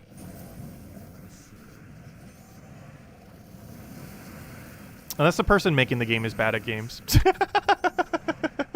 Or at least more towards the casual side while trying to make a harder game. Though I highly doubt anyone who's like that would be making a game. Or, you know, they'd be making a more casual game than a harder, kind of like hardcore RPG or something similar. Anyways, that's a pretty bad chest. But I did say when we find the first Mimic, we will hand out code. That is first Mimic, so let's go hand out code. Also, let me start a timer. I also said I would start timing it once we found the first one. The first one took us 1 hour and 10 minutes. The next one will hopefully take not that long. Also, apparently so many people are grinding right now that has degraded performance. Has anyone else been seeing that a lot? I haven't actually seen that on any day until today.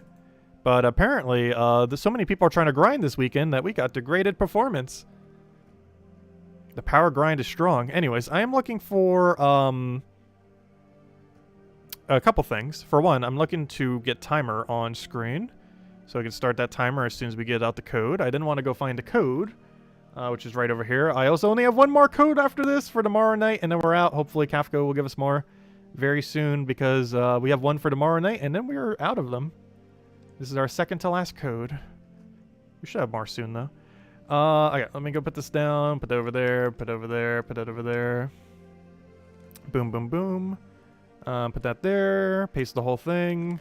Copy all that, and here you guys go. There is the redeem code used on jumpswar.com for the game code section. Your invite code can be found in your free settings menu. Whatever your game says right over here in the bottom left corner is where you put in for your invite code. Redeem code is right over there in chat. Copy paste the random numbers and letters starting with MU, and it gives the same word as always: 2 treasure maps, 1 gem key, 200 souls, 2,500 gold. Also, we only have 11 pity this week because we haven't been running like any Palooza, and by barely any, I mean like literally 1. But there you guys go. Enjoy. Only usable on PC mobile version of the game, and as per usual, definitely feel free to leave a like on the stream. Helps a lot and is greatly, greatly appreciated. Also, feel free to answer the poll as well. However, based on the fact that it has 62 votes and we have currently 13 likes on the stream, I assume most people voted already. We literally have more votes on the poll right now than we have viewers, which is kind of funny. Which means the people that are rotating around. I still find it amazing how many more votes we end up getting. People really like giving feedback. Though I'm not sure if the poll that we did earlier was accurate, though. Because we did a joking poll earlier on if people actually like polls. And it ended up getting like only 70% upvoted, I think. And at one point it was like almost a 50-50. But I think it was just people trolling because it was a really funny question to ask. Because there was a poll asking if people liked polls. So it's probably really inaccurate data. It was quite a joke of a poll.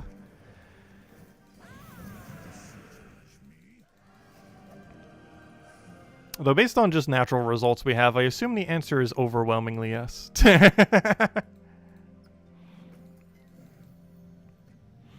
Let's see. You had to quit out of the game twice today because it timed out. Oh no. Luckily that hasn't happened to me yet, though we also only been going for an hour. Also, I will be starting the timer. I do know that's not running right now. I'm just waiting till we finish out these dailies real quick. We actually have some good ones today. Also, hello Spider-Man! Welcome! How am I doing today? Pretty good. It's been a pretty good day. And tonight's been an average grind. I don't know, we haven't really done anything too good with the grind tonight, but we're gonna keep going. Hopefully we'll get lucky. We have found a Mimic, just handed out a code as well. Might as well grab these shards as well. Just kind of clearing through the dailies real quick, and then we're gonna start up the timer and see how long it takes us to get this next Mimic. Because obviously what we're doing right now does not have any chance of giving us that Mimic. So let's clear these out real quick, then head to Explore 12 again and continue the grind. And I wish I could give out an extra code if we find a 5 times or something. Unfortunately, I do need to make sure I save my very last code for tomorrow night, because ideally we'll have more codes by Monday night, if Kafka can get back to us. I sure hope that will be the case. We'll find out. Otherwise, we might not have codes for the first few days or week next week. That's not too big a deal. We got a Tower of Doom going on. We'll have a bunch of excitingness, at least on Monday night. Get to do the entirety of the Tower of Doom. Something that is super rare these days. It rotates like once every 2.5 months, 3 months or so. Takes forever for it to rotate. 17 out of 20 pity keys. 0 Paloozas attempted. Nice. Oh, he's 17 out of 20? Oh, never mind. I was going to say, I thought that was a big number for a second. It's like, wait, never mind. It's an average number. I can see mine being very, very, very, very small if we didn't do the Palooza. Because if I didn't do the Palooza, I'd probably be at the exact same point that you were in. I am pretty sure. Because we're not really doing any things that would give us a lot of gnomes, like, at all. And the only reason my number is even 11 is because we did a Palooza, which basically brought it all the way to 9. So my number would be way, way lower if we didn't do that. Because for a second, I thought you said you had, like, 17 pity without doing a Palooza. Because that would actually be a lot of grind if you have 17 pity without a Palooza. Like, with 0 total Paloozas.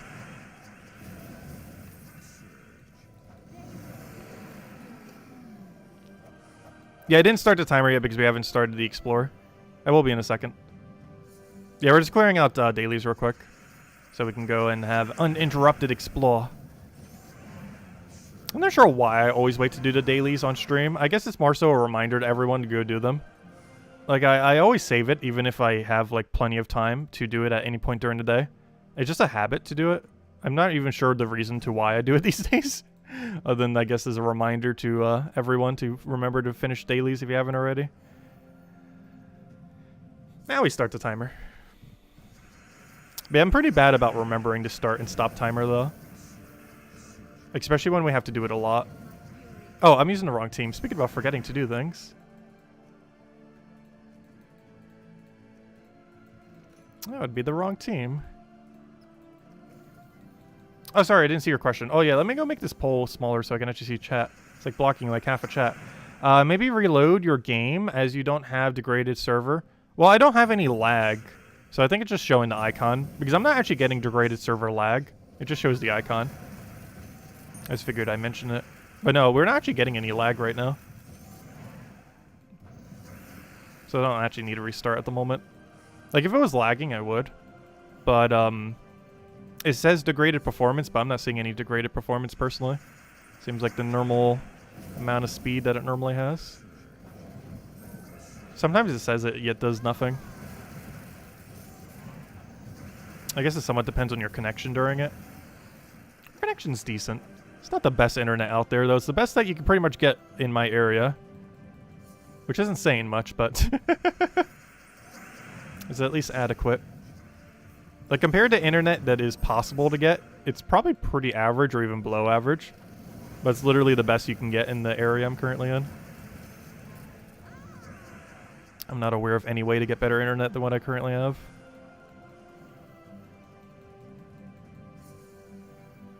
Mostly because it's, like, overran by one service provider. Which I feel like is the case for most parts of America, where you're kind of forced into one single service provider for your internet. For phone, you tend to have more options. But for something like internet, they kind of like bottleneck you.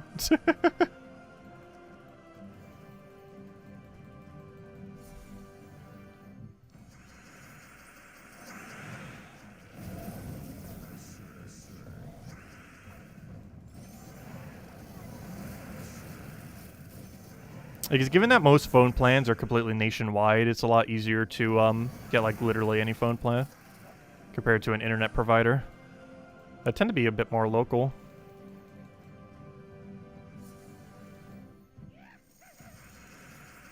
Ah, so we'll throw that down.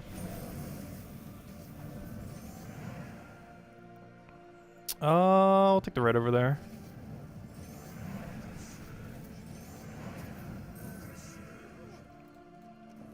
So how did they... Oh, Wish Gem.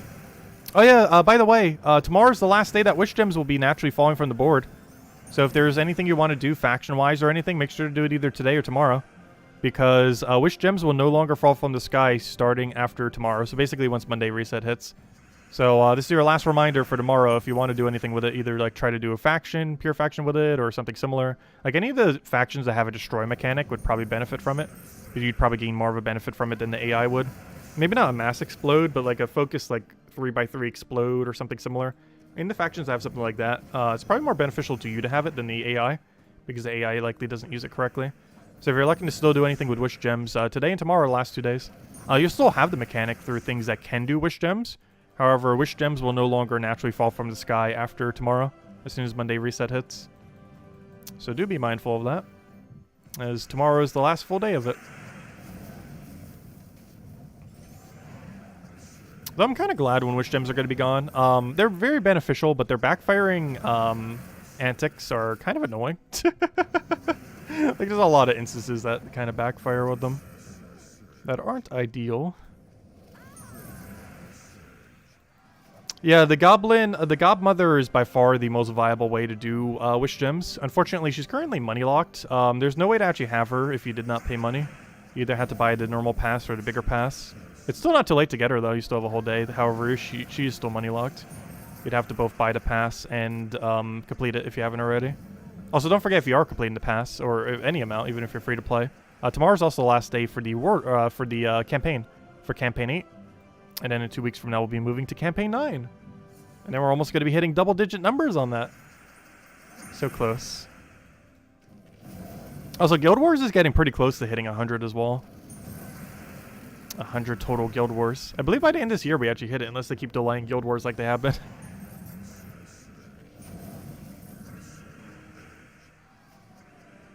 You know, people who almost quit the game over wish gems? Really? I actually did see that in a comment section. It kind of caught me off guard because I haven't heard much about it. But there was, I can't remember if it was in my comment section or one of our streams the other day, but it was the first time I actually heard about it. Like, someone who, like, quit around the time when wish gems came out. It's like, wait, really? Like, you didn't quit for lycanthropy. But wish gems was the one that pushed you over the edge.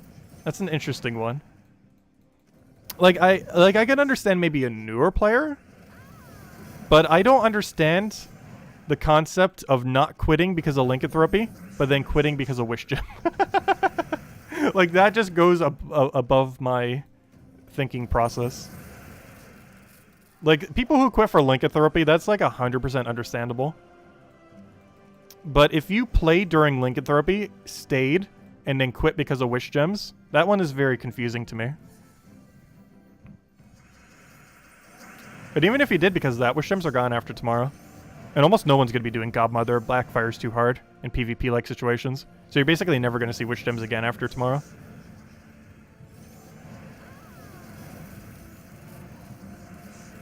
Like, I can understand not liking wish gems, but I can't understand not liking wish gems to a higher degree than lycanthropy.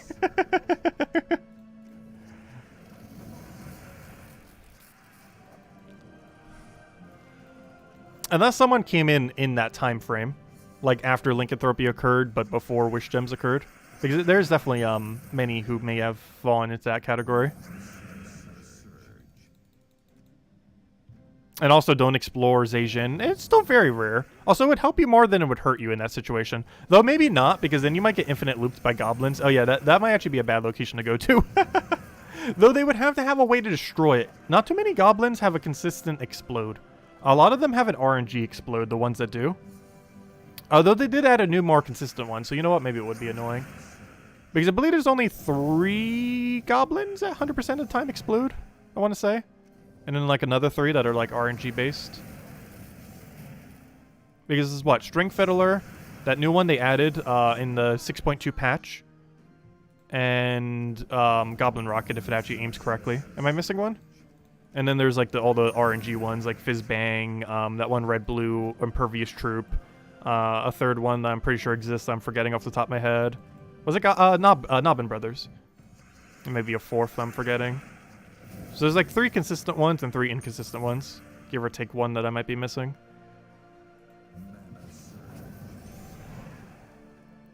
But compared to how many troops are in the kingdom, which is 20-something, that's actually not too bad.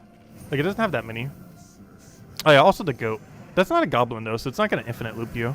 I was referring mostly to the ones that have auto extra turn. Because that's the concern with Godmother, if it gives them full mana, would be of course the all 4 of their troops having auto extra turn. But if they're going to end their turn, it's not as bad, because then you actually get to react to it. But the concern with doing Explore, like Explore 12 Asian, would be you end up finding the mythic there with the wish gems. It then auto-fills the entire team with mana, and then they just loop you like crazy with 4 troops that all have auto extra turn because they're all goblins. But if you end up getting some of the beasts or other stuff from the kingdom, it's not going to be that bad at all. Because only the goblins would be super intimidating there due to their extra turn potential. And something like a wish gem would give them all full mana instantly. How do you become a mod? I've mostly just been giving mods to people who are normally in chat a lot. I actually haven't done too many new mods recently. Mostly because the few mods we have been really good at modding. Particularly Isabel, but also everyone else who helps us, which is greatly appreciated. But particularly Isabel. Like, everyone knows Isabel's on top of that, like, crazy. And is greatly appreciated.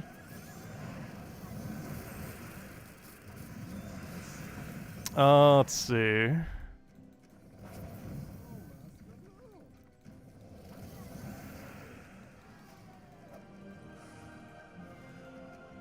Hey, we got an Anu there. Have you tried using Peasant with a Gob Mother? That would be kind of funny. Theoretically, Peasant is a really good troop that has horrible follow-up. Which is one of the main reasons it's only really used in Arena. The other reason being that being able to do a few damage poke in Arena means a lot more than doing a few damage poke in literally anywhere else. Because it works really well for kill securing, while still mana securing. Because outside of Arena, you only use it for mana securing. You're almost never going to kill secure with a Peasant. Or at least a lot less likely compared to Arena.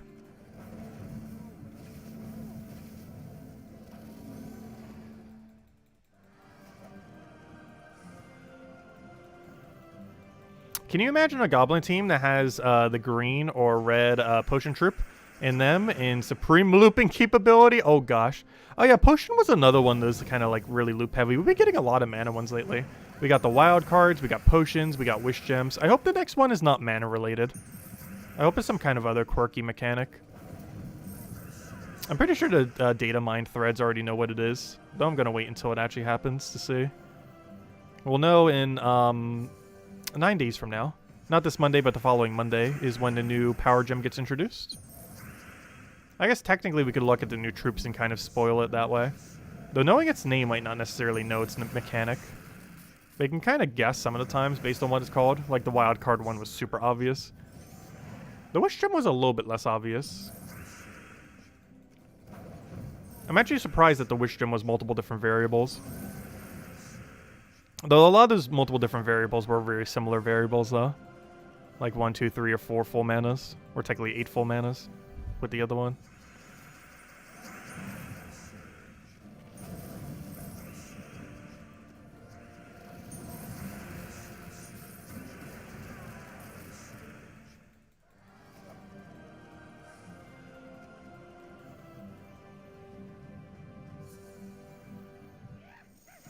So apparently, based on the poll, we are in the majority. Apparently, the 50% majority, pretty much. Where 22% of people did 0. So far, we currently have 63 votes. 0 is at 22%. 1 to 5 is at 46%. 10 to 25, and this is for how many Nomapaloozas you've done this week. 10 to 25, which is approximately 2-ish hours to 7-ish hours of Nomapalooza, was 17%, and people who did over 7 hours of Nomapalooza is at 14%. So that's kind of weird. Good thing I did divide for 0 then, because that means the biggest number was actually our exact category, 1 to 5, which means you either literally just threw 1 and then realized, why on earth am I even throwing a Palooza? Or you ended up doing it for like an hour or less. One of the two. I don't know, this is what happened to me. I threw down literally 1, and I was just looking at its rate compared to if we could just be, you know, farming Explore 12. And I was like, I just want this Mimic more than I want these Volkeys. We already have so many Volkeys. So I literally used 1. I should have done a poll for exactly 1, because I wonder how many other people went through that exact thought process. Like, you use 1 Palooza, and then you realize, like, I'd rather just go for the Mimic. Because a lot of people probably have more Volkeys than they ever need anyways. Unless you just want excess for, juicy loots. Which, of course, having more is always good. But I just find it more exciting to try to go for the Mimic, personally. But he's just getting like an extra few hundred vault keys. Well, that would be very nice for resource purposes. We have so many resources that I don't feel like we need it that much. If it were less on resources, it would definitely be a really huge incentive to do so, though. Especially for newer players. But our resource stacks are already so high that it just seems more enticing to go for the mythic. Hey, speaking of which, hey, it only took 13 minutes. That's not bad. It took us 13 minutes and 42 seconds or so. I just stopped the timer a few seconds late. But that's not too bad. That's actually really quick. I wouldn't say it's our quickest chest, but it's definitely towards the quicker sides of chest. Oh no! Good thing Zugaf has Impervious, or I might actually legitimately lose this at some point. I would not be surprised if that happens. Let's see, do we get a Super Mimic? Any Super Mimics out there? 5 times Horde Mimic? Nah, just a 2 times with generic loot. Boo. But there we go, 28. We're getting there. We are now at 30 total chests, technically. However, we haven't found 32 times yet. Hopefully we'll find one more 2 times, one more 3 times. But anyways, let's go reset it. There we go. Right, let the hunt continue. Hopefully with less fails. But that one being not that good doesn't hurt as much because we got it so quickly. If it took like an hour and a half to find that chest and that was our loot, that'd be kind of disappointing. But the fact that we found it in almost 10 minutes is, it's kind of some extra loot there. Didn't take that long to find.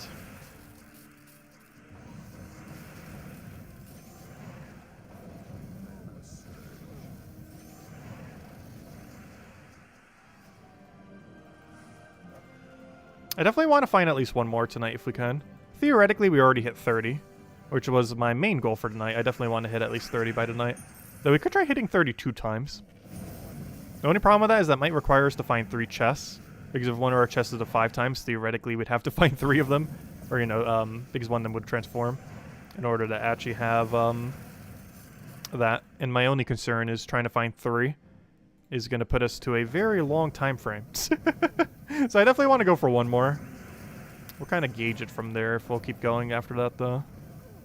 I definitely want to go for at least one more chest. It really just depends how long it takes to get that one chest. Like, if we get another one in like 10-20 minutes, we're definitely going for another. Hey, gosh, we're doing so good on verse 2. But if we get one in like 10-20 minutes, we'll definitely keep going. But this next one takes like upwards of an hour. It'll probably be the last one we go for. Because I'll definitely be too demotivated to move on at that point. It's good to take us that long. That would also move us pretty close to midnight.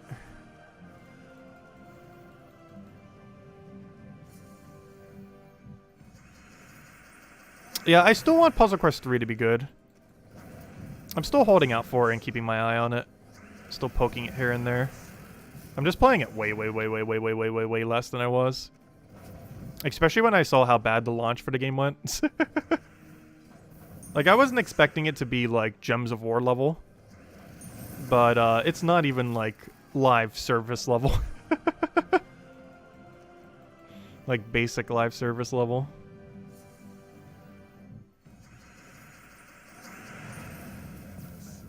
It's funny, because I was actually looking at our concurrent on stream one of the days. And we actually had, like, almost a higher concurrent viewer on our stream than, like, the entire player base on Steam. Because I think it's been averaging, like, 100 concurrent lately. Or less. Actually, we could check. I actually haven't checked for a couple days. It was slightly inflated for the St. Patrick's Day event thingy, though, that they had, I'm pretty sure. Because that was a limited time thing that has now ended. Steam Charts, right? Steamcharts.com. Is it Steam Chart or Steam Charts? Okay, Steam Charts. Let me see. I'm just curious. Obviously, we don't have as many in stream right now. But, let's see. Does our poll have more votes than the total number of players playing it right now? There's 95, and we have 67 votes. Almost close. But this is literally like a live service game that just launched like a few weeks ago. There's a bit of a difference.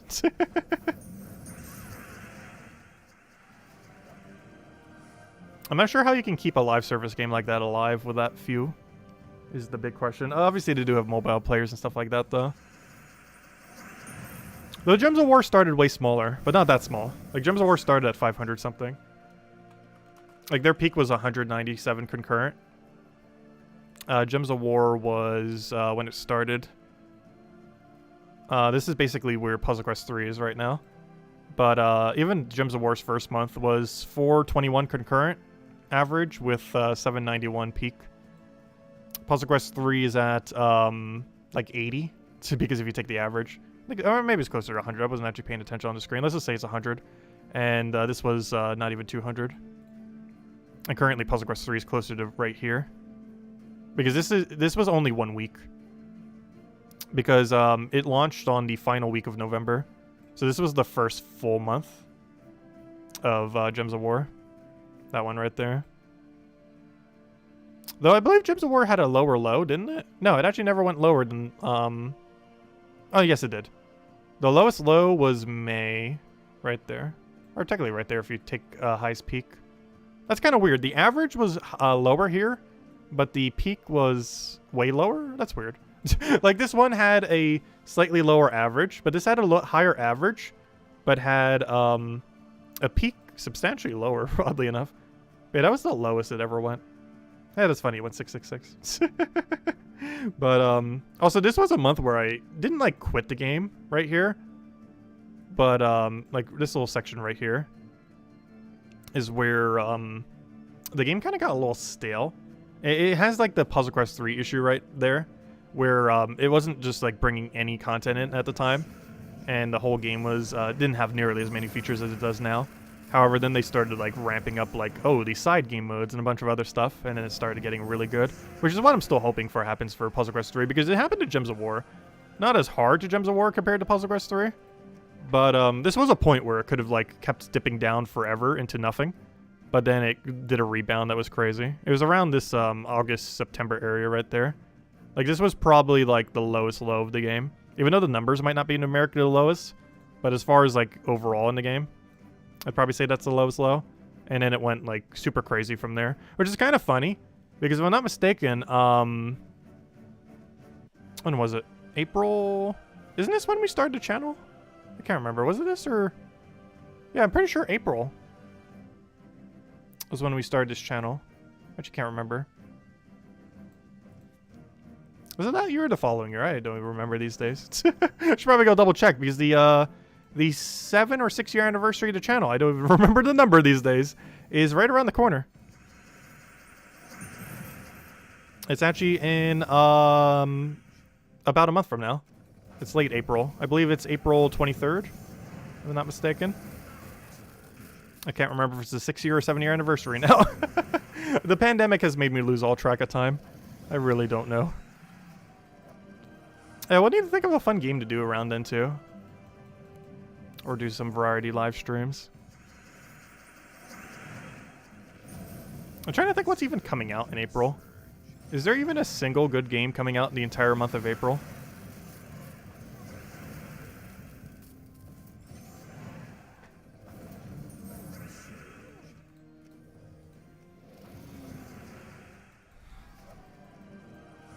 Hey, that one Scrabble game might be out by then.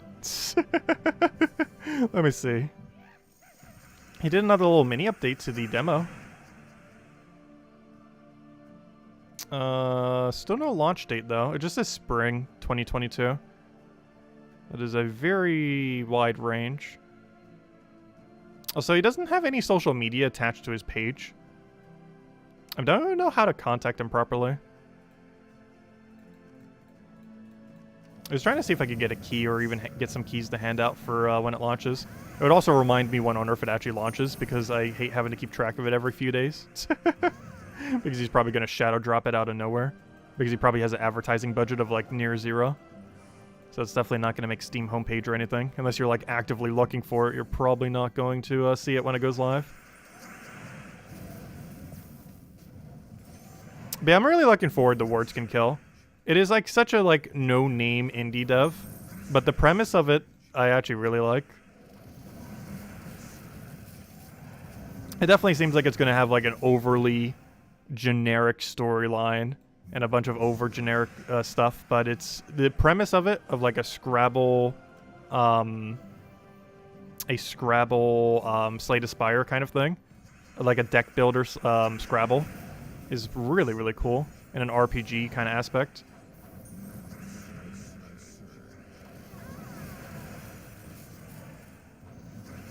Yeah, I'll be streaming a lot the first week it probably comes out.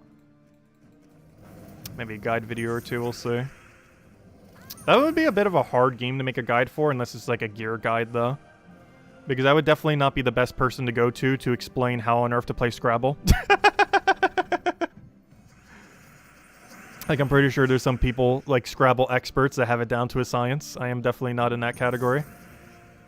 I'm just playing to learn some words. I would definitely be going into that game, at least from a Scrabble perspective, as a extreme casual.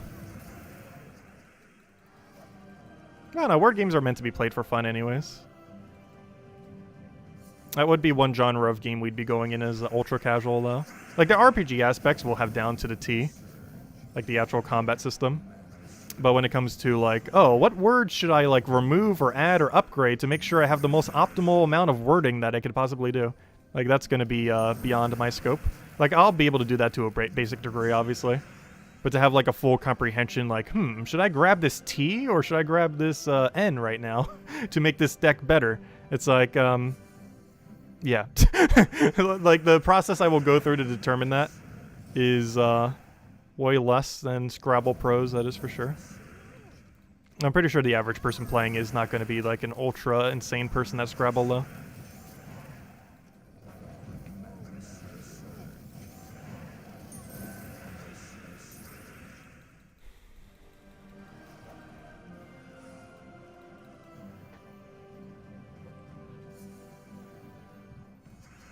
Yeah, I'm definitely not an expert linguist, but I do like writing, and I am definitely really good at math. I can do the math part really well.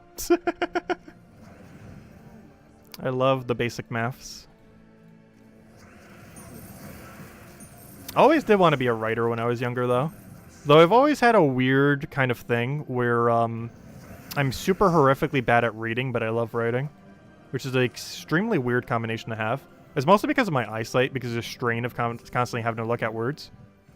Also partially have dyslexia, so I definitely mix up the words constantly, which also leads me to read very slowly, as you guys probably know from how much I miss chat sometimes. Because I read, like, glacially slow. At least compared to the average person. Like, I probably read at, like, a 4th grade level, or 5th grade level. Somewhere's around there.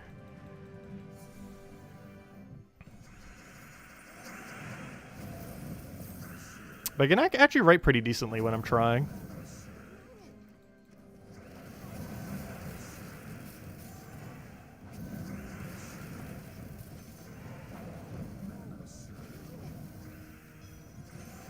It's just normally these days, you don't have too many instances where you need to really try.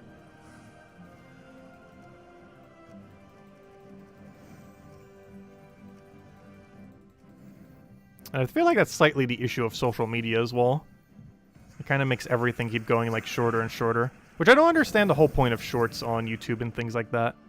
Well, obviously them trying to compete with Vine. Or not Vine, I mean, the other Vine. What is it called these days? It's called TikTok. But, I don't know. I don't understand the point of, like, ultra short videos. I much prefer long-form videos. Like, ones that are upwards of, like, an hour long. I also hate having to, like, constantly click on them. Like, watching a 20-second or 30-second video, I don't quite get the point. Because then you have to keep constantly clicking on more videos. And autoplay is likely not going to give you anything useful. Autoplay is so bad on YouTube. Let's see. Throw that down. Attention span is just starting to get way too low. Not on me, but across, like, just general everything. It's one of the reasons for the longest time when we, though I don't use either of them these days, but we mostly used Facebook instead of Twitter, because I absolutely hated the restriction on the post length on Twitter. So I ended up focusing a bit more on doing it on Facebook, because I could post I could post as long as a post I wanted, whereas Twitter has, like, those super ridiculously short character limits.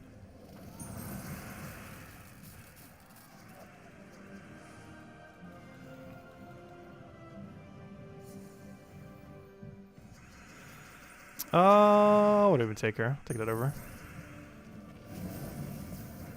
But yeah, attention span has been going down like so much in recent years from like the general population. It's actually scary like how bad attention span is. I even feel like my attention span's starting to get worse. Just because so much of the internet is starting to be set up in a way that's like instant gratification. Which is one of the reasons why I don't actually mind grinding for this. Like I don't mind taking the time and having the reward at the end. Even if it ends up taking like ultimately like 50 to 100 hours. The adventure along the way was still worth it. And that makes it special when you actually finally get it.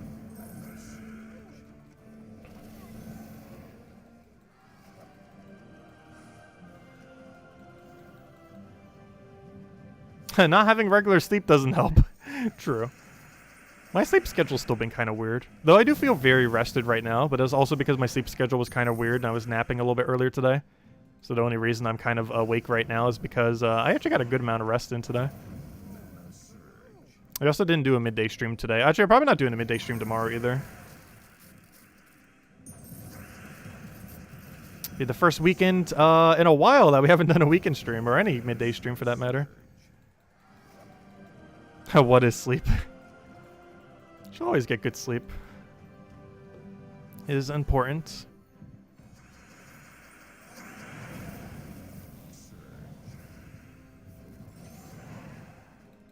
Imagine people's attention span gets so low that they can't even parent. That'd be kind of scary. That'd be very, very scary. Because the system for that's already pretty bad, at least in America. I'm not sure how it is in other countries. But it is pretty bad, the system for that in America. Both the education system for it, as well as what happens if someone does put it up for adoption. Is I used to have a couple friends that actually were, like, in that situation. And, yeah, the current state of it is not that good. And almost all of them have, like, really bad mental health issues. Hey, we got a mimic there. Oh, wow, we actually got a pretty quick mimic there. I might go try for another one. We'll see. If this is a 5 times, we might end it here. If this is just the most disappointing chest I've ever seen, we'll probably keep going.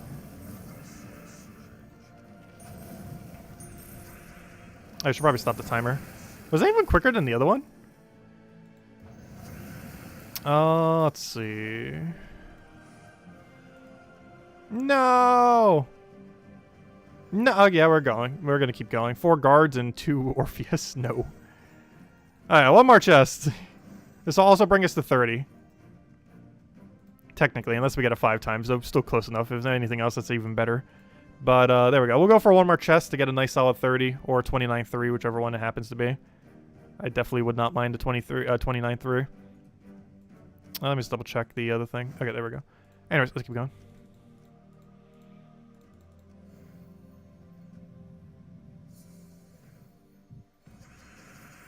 Let's see.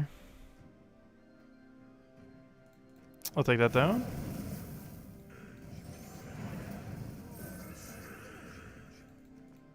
Get our Zugoff over there.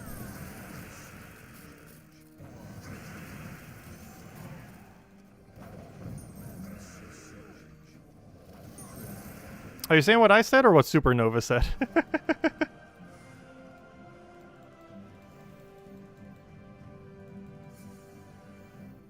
Let's see. We'll take that down.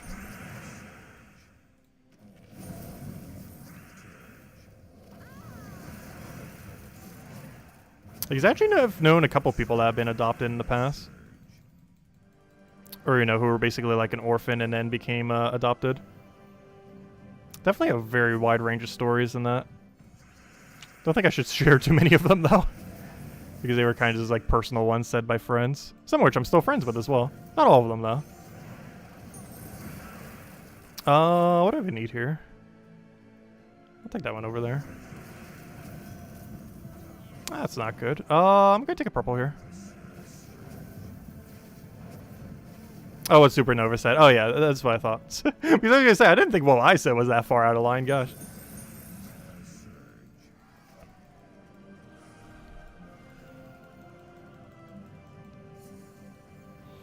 Let's see. Take that over. Grab the... What do we need here? I'll take the purple.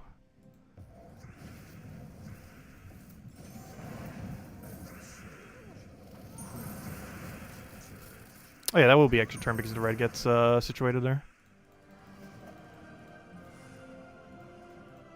Yeah, we'll keep going until we get one more Mimic then.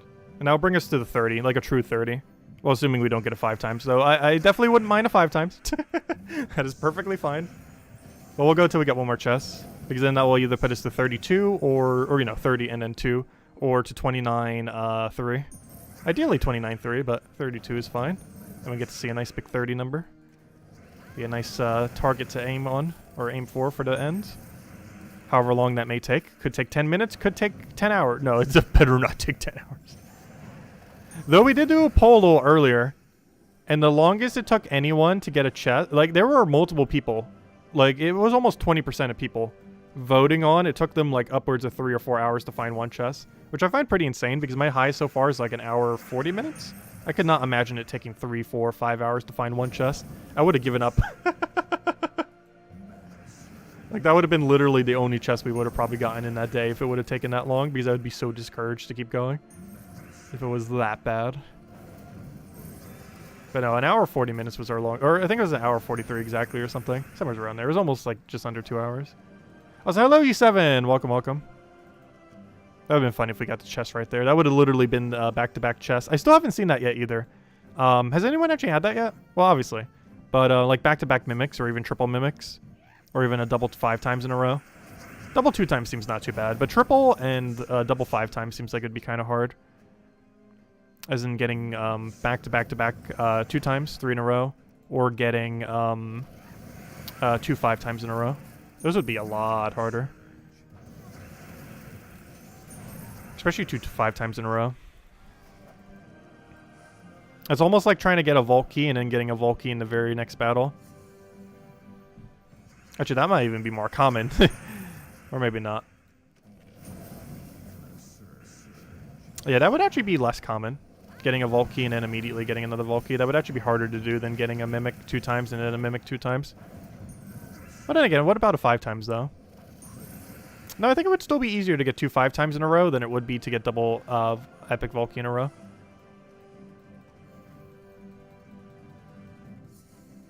I'm actually not sure. You know what? It actually would be easier to get double Epic Vault Key in a row.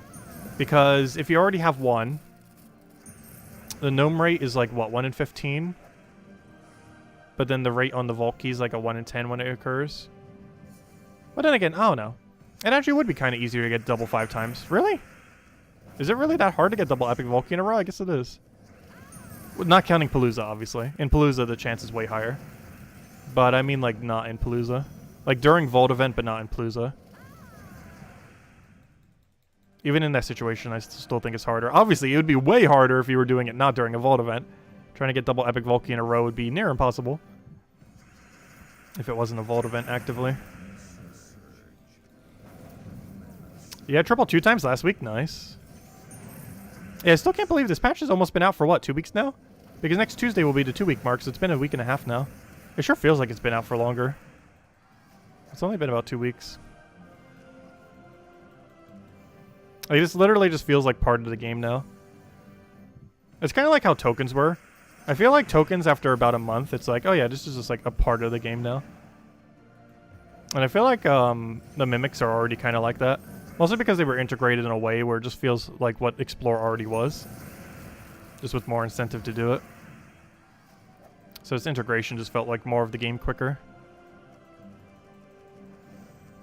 But I know for tokens it felt like it took about a month. Until it's like, yep, this is a standard mechanic now.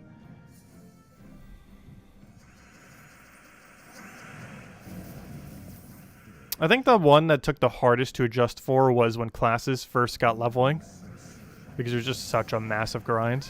And while I did have payout for it, it was just such an overwhelming amount of stuff happening at once. That didn't feel like an integral part of the game until quite a while. Also because a lot of people didn't have max hero classes for a while. Because a lot of the non-meta hero classes that became a little bit better because the traits that they end up getting. Because Archer was like the ultra meta before they existed. And now Archer's kind of average. But when it was just based on the traits at the time with what hero classes existed, it was really high up there. It was the absolute best. Just because it was the only hero class that had a natural half-mana start that wasn't Titan. But, yeah, it took a while to really feel that overall. But I think that was mostly because of how long it took to grind them. Because it was like something like metals, you had a good majority of them except for niches. Because you only needed one Anu anyways.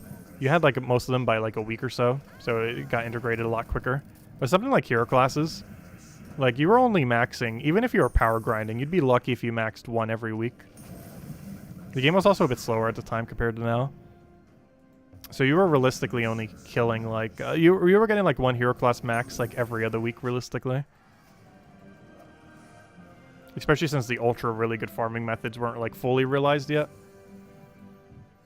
But some of them were still kind of being used variants of it.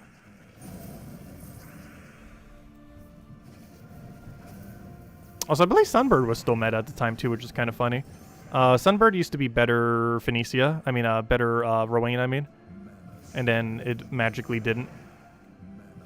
Because metals very quickly made it not viable to run Sunbird anymore. It was already starting to fall off the meta with stats coming in.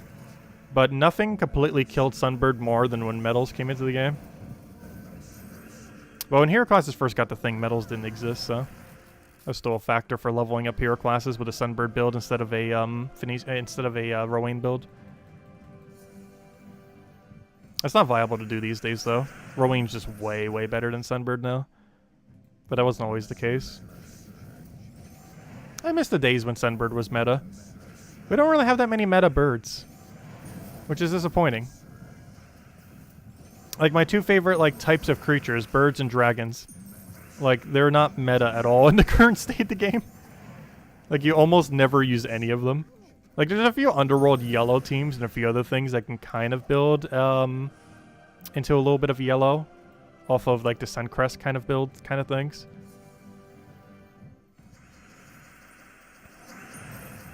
With that one Strix typing. Because of finesse.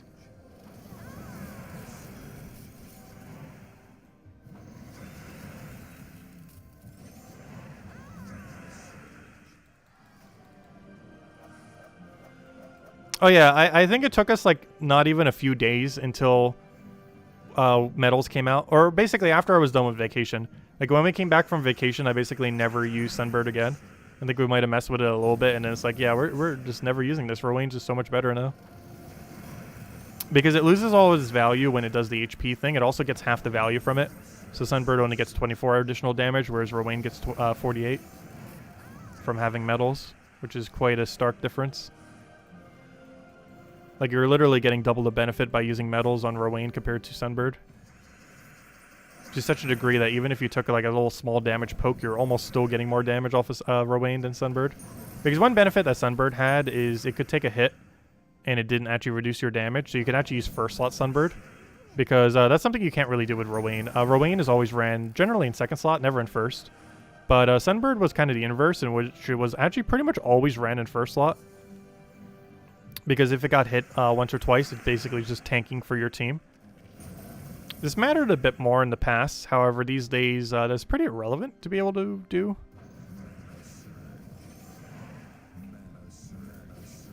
So you just keep Rowan in a nice, safe location. But that was one benefit that Sunbird still has to this day. It's just not really viable for anything. Because as long as you have at least 20 magic, your Sunbird will come in with its full amount of stats. It does drop all metal stats, though.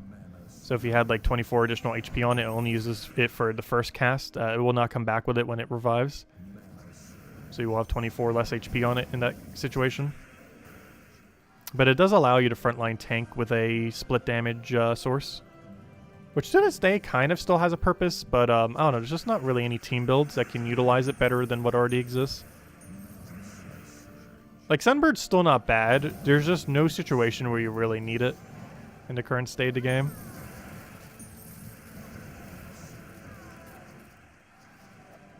But it's still a really good damage source if you're looking for a tank that keeps recycling its durability. There's just better ways to do it. Though it does have that unique mechanic, if nothing else. It's not unique only to it. It is one of the better ones to do it. It's just, there's other options that makes it not needed. As well as the quick kill option just being so much better than Sunbird these days.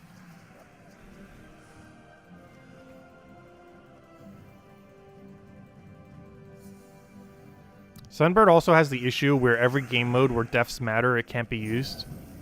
Because every time it kills itself out. It counts as a death. Because it basically kills itself out and then resummons itself, which both counts as a summon, but also as a death. Or I believe it counts as a summon, so you can actually do... There is one weird thing you can kind of do for it. Normally I use Elspeth because I feel like it's quicker. But one weird thing I'm pretty sure you're allowed to do with Sunbird due to how it interacts is if there was a world event where the objective for the campaign was to... Or I should say a campaign task, where the objective is like summon 20 times. If I'm not mistaken, Sunbird killing itself and then reviving counts as a summon. I am near guarantee on that. I can't remember for sure. But last I recall, that does count as a summon. Normally, it's better just to use for Elspeth. But I believe you can just keep spamming Sunbird. So if you want to run like a level your hero class while using a Rowan build, you can actually still use Sunbird in those situations. It's just, I feel like on an average campaign, it only asks you to summon like once or twice on the entire 10-week campaign. So it's not really common that it asks you to do that. If it was like literally every single week, I could see Sunbird kind of being the meta for that. But it's asked so infrequently that you're pretty much okay just running Elspeth. Unless you really want to get Class 6 while doing it. Because Sunbird builds are basically Rowan builds. So you're allowed to use any hero class in the entire game with them. It's set up exactly the same way, just with a Sunbird instead of Rowan. And the Sunbird normally goes to first slot instead of second. Whereas Rowan never wants to be in first, obviously. Due to any armor damage being reduced damage output. Whereas if Sunbird takes a skull or two, it actually has no effect on its damage because of all the armor it has.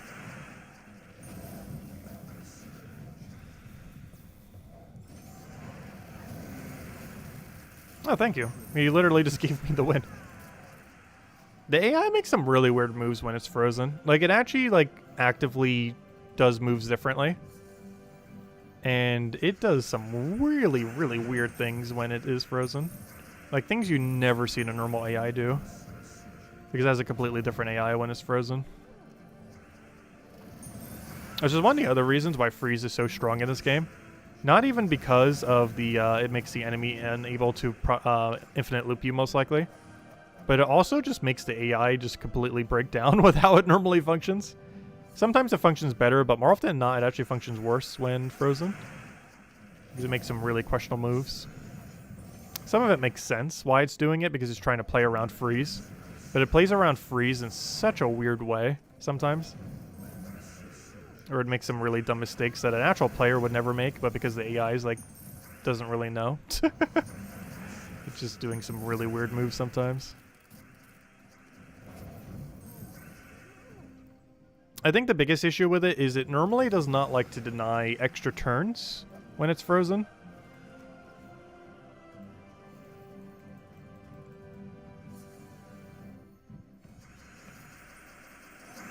Because it thinks like, oh, I don't need an extra turn because I'm frozen. But in doing so, it's also just giving you the extra turn.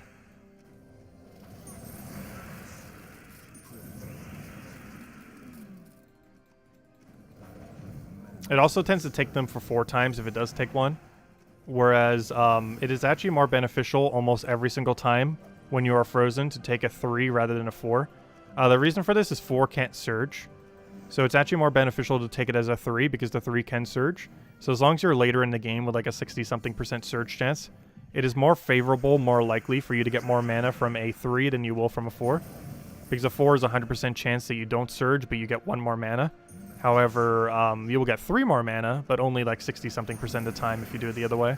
But if your percent's high enough where it's like this, where it's basically like, oh, you have a 2/3 chance, the odds are so high that it's worth the risk of getting a 3 at 66% chance or so, rather than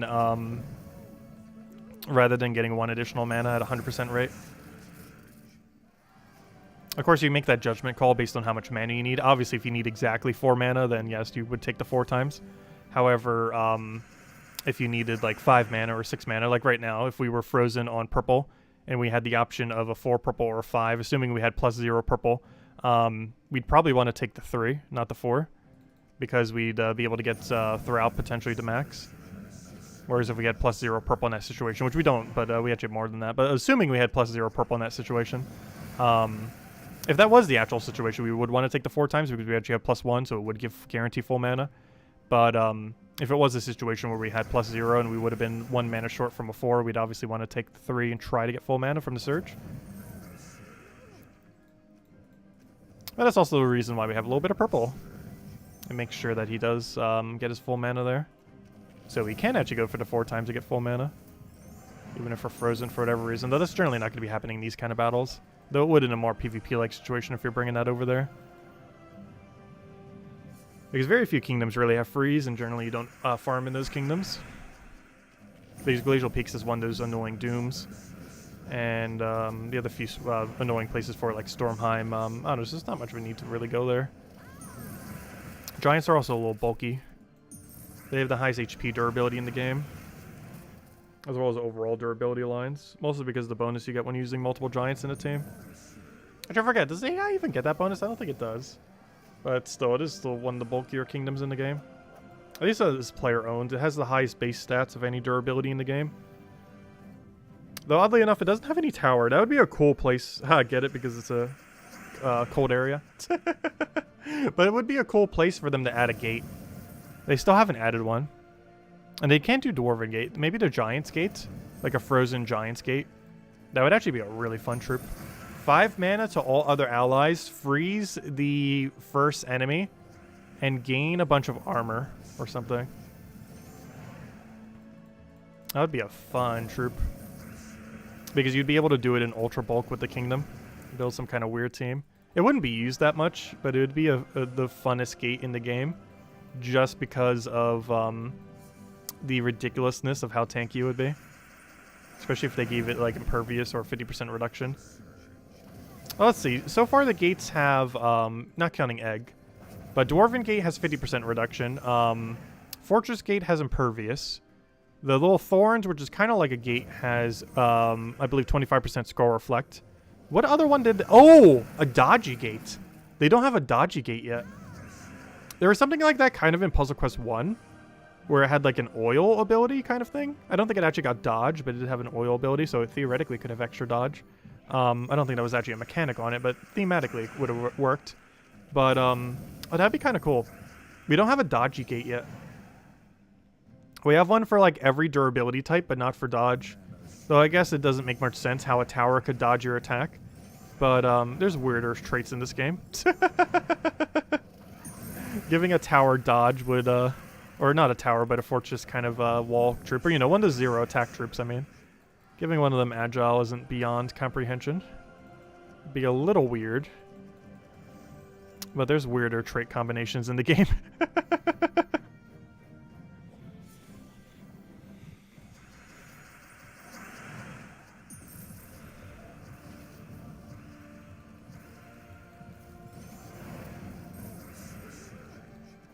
A Charm Gate would actually be a fun mechanic.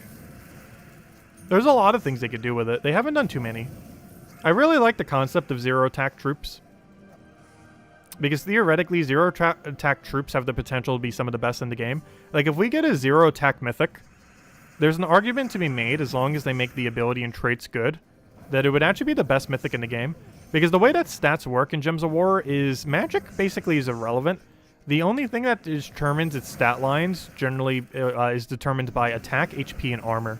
If something has 0 attack, it has substantially higher HP and armor. Similarly, if it has a low armor, it generally has higher HP. Maybe slightly higher attack, but normally if armor is lower, HP is higher. If HP is lower, armor is higher. However, if attack is lower, both HP and armor is higher. So anything that has 0 attack tends to be really, really, really good in the current state of the game, because there's already so much base attack that them having 0 attack isn't that big of a downside. And they get the upside of having some of the highest durability in the game. Like, even higher than Mythics and Doom Troops. Like, there is a common in the game that I'm pretty sure has the highest durability. It's Fortress Gate. It has a higher durability than any Mythic or Legend in the game as a common.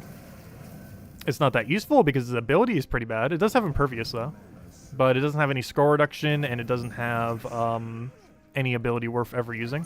The only time you ever use it is if you're using, what's her name? What's that one bounty hunter troop called?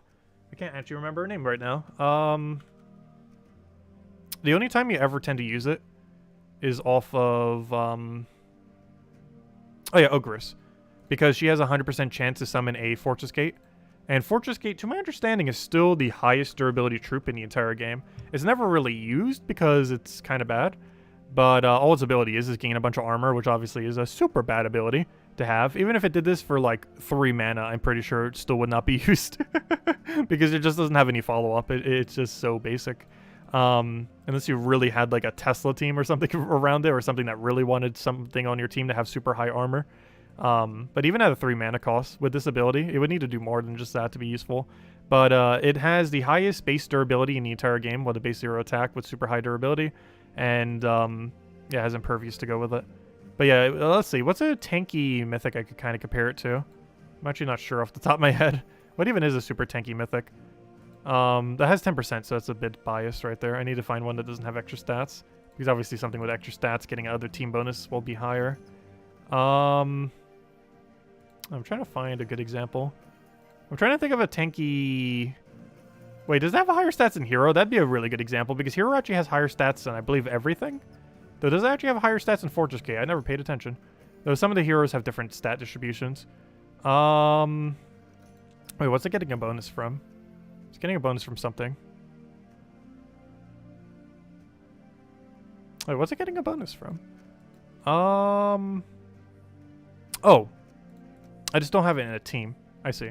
Well, here, let me go put, what am I not using right now? Let's go compare Hero to this then. Yeah, it does have higher. Look at that. Hero has the highest stats overall in the game, but even Fortress Gate has better durability than it. I don't even think this is a hero class that has super good bulk either. Well, maybe it is. It is Titan. But yeah, this is one that's tankier hero classes then. I'm not sure the exact, because there is a slight stat distribution on hero classes. It's normally pretty irrelevant, but there is like a little bit. If you go under class, you actually get a different amount of stats. Like right here, we're getting these bonus stats based on the hero class. And it's a different distribution for everything. The magic's the same for all of them, but these other 3 stats are a bit different for every class. Obviously, that one's super heavy on HP. But look, even this is lower HP than Fortress Gate. Not by much. But yeah, it's the tankiest troop in the entire game from a pure stats perspective. From an actual capability of tanking, it's not that good. But you tend to use Ogress if you want to use it, because you just get the really good mana accumulation. Like, Ogress single-handedly made Fortress Gate kind of usable. Not in that you would start with Fortress Gate, but you're allowed to start with an actual mana accumulator that is good at tanking. It's basically what Fortress Gate should have almost been. And then afterwards, it summons a Fortress Gate. So, Ogress is basically how you use Fortress Gate these days. But, yeah, it's the overall highest durability troop in the game, even higher than Hero on a tanky hero class, which is kind of insane. Even if you had all max stats on Hero, because I would only get a few more, and that would not be enough to close the gap. Does Genki ever sleep? That's a good question, because I can never catch her stream, because I'm normally sleeping when she streams. Or I'm like in the process of sleeping, so I normally don't say hi, even though I probably should. Because if I did say hi, I'd literally just be saying bye. But yeah, I wish I could catch Genki's streams more often, because she catches ours quite often. But just at a time where it's unrealistic, because it's normally like 4, 5, 6 a.m. in my time. And I am almost always sleeping, or about to be sleeping if I was staying up a little bit.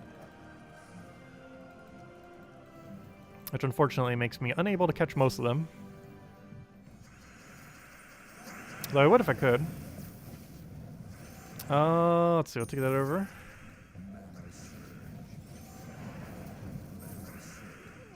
I'm pretty sure the time we stream is pretty bad for some time zones, though.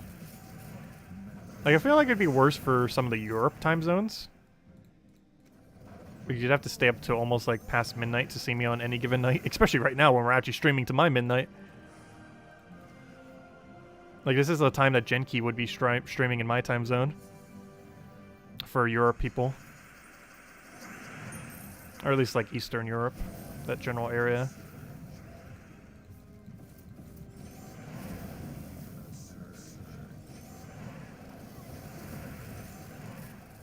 Is there, like, what, 5 hours ahead right now? Which would put you at, like, what, 3 a.m.?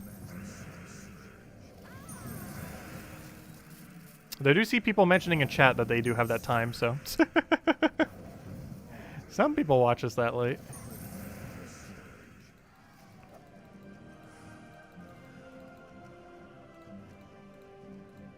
But yeah, we're trying to go until we get one more Mimic, however long that takes. And then we're probably calling it a wrap after this next Mimic. If it takes 1 minute or 2 hours, or 2 minutes or 2 hours, we'll keep going for it. However long it takes. But that'll be the last one once we get it, because that'll put us at 30 chess. Or 29-3. Either is fine. Yeah, 220 in the UK, that makes sense. That's why I said Eastern Europe, because I had a feeling it'd be closer to 320 or 420. Whereas the more middle and western areas probably at 220, as you mentioned. Oh, is UK a part of Europe? I can't remember. I forget how countries work. Isn't UK to like the top left of that area? I know my geology somewhat, right? Isn't it to like the top left of the Europe area? I can't remember if it's part of the Europe thing though. But isn't it all the way in like the top left of that general area?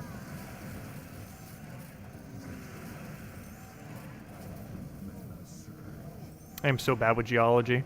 If you showed me a map of the United States, I could probably name 10 states. Like, I know more than 10 states. But, especially if you showed it without the borders.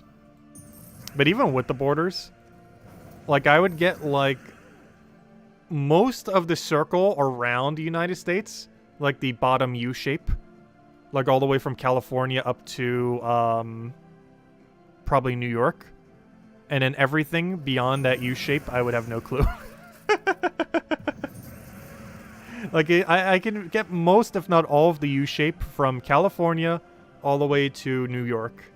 And then everything that isn't in that, like, U-like shape around the entire coast of the United States there, as well as the bottom coast. Well, bottom coast is almost entirely Texas. But, yeah, that's, like, all I would probably get correct. Like, I know where a few of them are in between that area, but very few.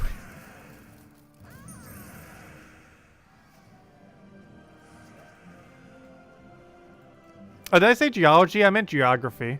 Did I really say geology? Geology is stones. I meant geography. You know what I meant. But yeah, geology is the study of stones, and I think maybe fossils? Is geology... Actually, does fossils go under geology? I can't remember. I meant geography, obviously. I'm not sure why I said geology. I'm so bad at geography, I can't even say the term right.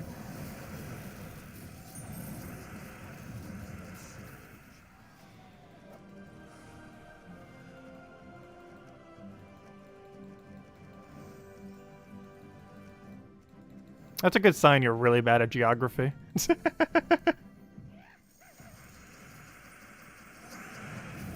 That you don't even know the term geography. I knew what it was, I just... I'm not sure why I said geology. It's almost midnight, it's getting late. Blame it on time of day. Let's go take that down. Get her destroy there. It's almost past the time of needing to think. And I tend to think better at night, though. But not when I'm tired at night. I need to be, like, ultra awake. I am more awake than normal right now, though I'm not, like, super, super awake. I would need caffeine to do that. I need, like, one more step of awakeness. Like, I'm not tired right now. But I'm also not, like, super awake. If that makes any sense. Like, I would need a caffeine boost or something. Paleontology is the study of fossils, okay. I'd always think I had a different term. Though at least I know they all end in ology, if nothing else. The study ofs. With that little suffix. Which reminds me, what is the body of a word called again? I actually forget. Because there's the prefix, there's the suffix, and then there's the middle. The middle has a term. I can't remember what it's called, though. Is this called the body? The body of the word? I'm pretty sure it has a proper term. Maybe the base? I actually can't remember. So we'll throw that down. Get her destroy there.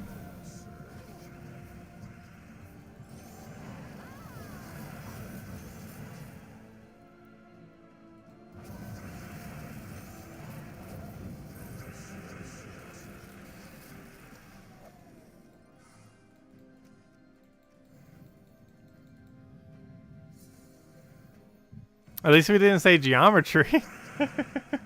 Well, it is somewhat geometry related. with all those border shapes. Imagine trying to figure out a term for the border shape of every single country. Obviously, you could just say that it's the shape of that country's border. But, like, how would you describe Texas's shape with a geometry term? Like, what shape would you say Texas is? Without using the word Texas to describe it. Without saying it's the shape of Texas. Like, how would you, in actual geometry terms, say the shape of Texas? Because it's just such a weird shape.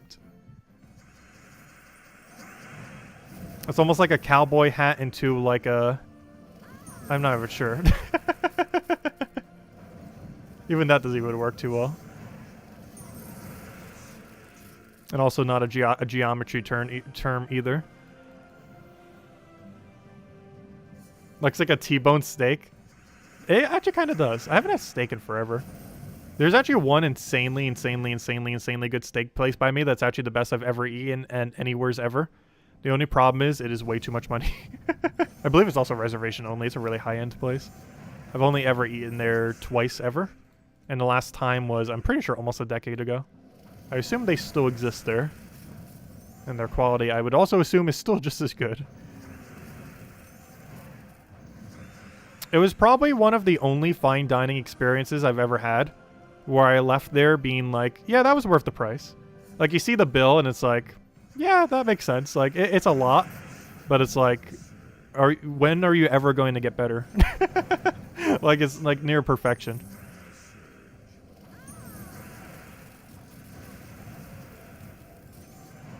But I think I've eaten there like 2 or 3 times total.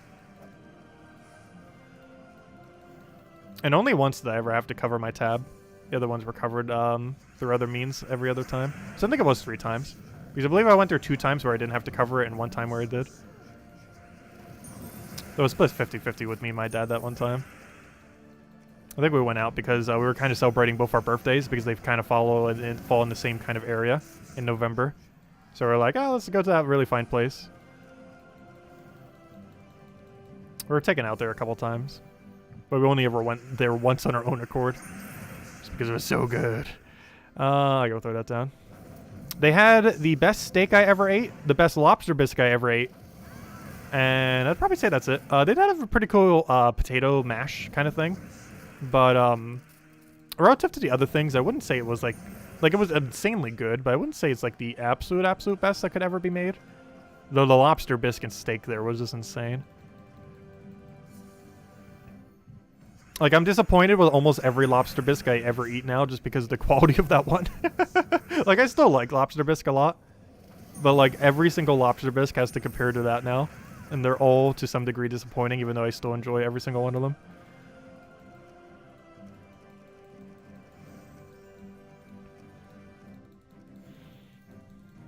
They don't take coupons? I wish. I wonder what pricing they would even be during the pandemic these days, because they're probably getting a lot less people in there. Due to pandemic, or at least over the last few years. I should go check it out sometime. I'm definitely not going to go there anytime soon. If I did, I would literally just go there for a lobster bisque, because that alone would almost be like 15-20 bucks. It's so much, but so good. Because if you're going there getting a full meal and everything, you're probably spending like 60 to 80-ish. Like, if you went really all out, you could probably hit 100 for one person. Though very unlikely. Like, you're probably hitting the 40 to 60-ish range for one person. Which is way too much. Though you could easily hit over 100 if you went crazy there. So we'll throw that down. Which is definitely not worth... Oh, well, I don't know. It's kind of worth it. Like, some of the things they have there, I have never found any place ever. And I've been out quite a bit to many restaurants in quite a few areas. I have never seen anywhere with a better steak or lobster bisque.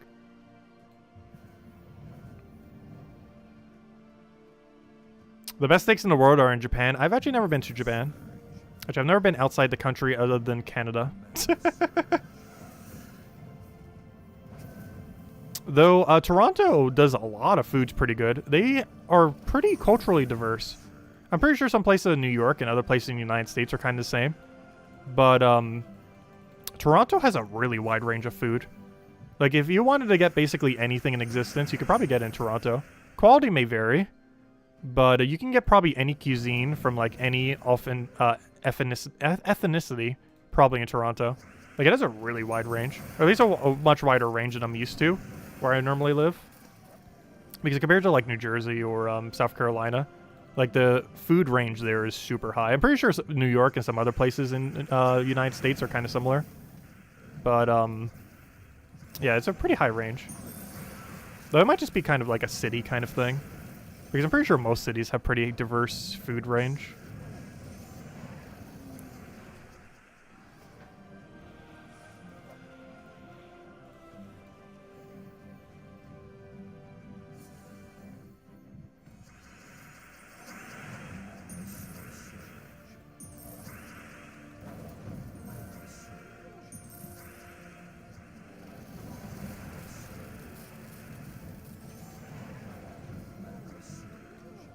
The problem with the area I live in right now is like 90% of the places are like major chains.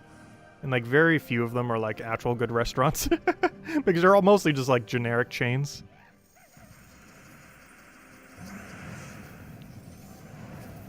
Way too many chain restaurants nearby. Though there is one chain restaurant I've been meaning to go back to. I actually got it the other week. Taco Bell has nacho fries again. I didn't even know it when I went there. I was just like, I'm hungry for tacos. I can't remember what day I went, but it's so good. The nacho fries there.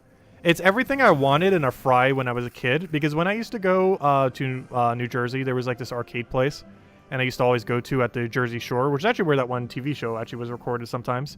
But back before it got completely destroyed by a hurricane and 2 fires, or technically 3 fires. But yeah, that place has gotten destroyed so much. However, one place that still exists there is the Sawmill, and is one of my favorite pizza places of all time. I actually showed a picture of it, like that gigantic pizza slice. Actually, do I still have it on stream? Yes, I do. There it is. It's not layered correctly, though. There it is. But that gigantic pizza slice with the cheese fries, I used to get this like almost every weekend when I used to go there with the arcades that were still there at the time. They've all pretty much, oh, not all of them have shut down, but the ones I used to go to, the main ones, they've all shut down by now. Because they were either killed by Hurricane Sandy, or killed in a fire, or both. Where, like, it got half killed by Sandy, the Hurricane Sandy, and then half killed by the fire, and then it was just burnt to the ground by then. And it was like, yeah, we're not rebuilding. But it's so big. Like, look at the fork, too. Well, I didn't use the fork for it, it just happened to be there. I was using it for the fries. Obviously, I did not use a fork for a pizza. But, like, you can kind of tell from the fork to pizza ratio. I believe it's 28 inches long. I can't remember the exact length. But it's about 2.5 feet pizza slice. It's amazing. With cheese fries. That's the other thing I'm kind of biased on, is I now compare every pizza to that pizza. And it's kind of sad, because most pizza does not live up to that expectation of pizza. Anyways, I was going with some other tangent there. Oh yeah, so cheese fries. When I was a kid, I was always wondering, like, why don't major chains sell cheese fries? And in the last couple years, Taco Bell has taken that role now. I'm not sure why every other chain doesn't do that, but it is now the only chain that sells like nacho cheese fries with, or, you know, with cheese, like a nacho cheese with fries. It's something I always wanted from every fast food place when I was a kid that they never had, because I was so used to getting like cheese fries at that place. And then I'm like, why isn't there a place closer that has it? Because there just wasn't. It was really weird. I don't understand to this day why Taco Bell is like the only fast food place that has cheese fries. Like, as far as the major ones anyways. It just always puzzles me that it's the only one. It's something I always wanted in like fast food places as a kid, but like no place had it. But now Taco Bell does. Although they have it as a rotating item, which is really annoying because they don't always have it as an item. It's just sometimes an item.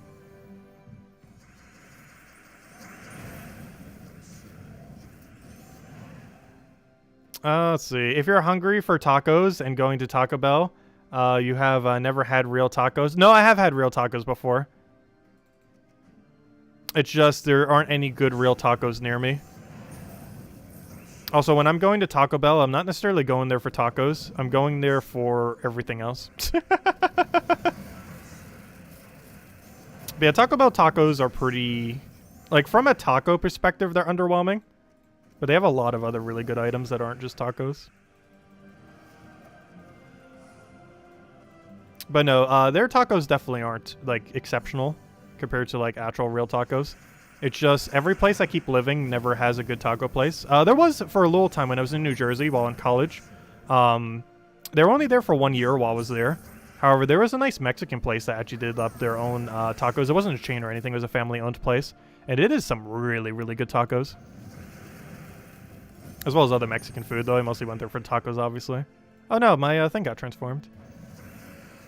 Unfortunately, they only just opened near the end of when I was going to college.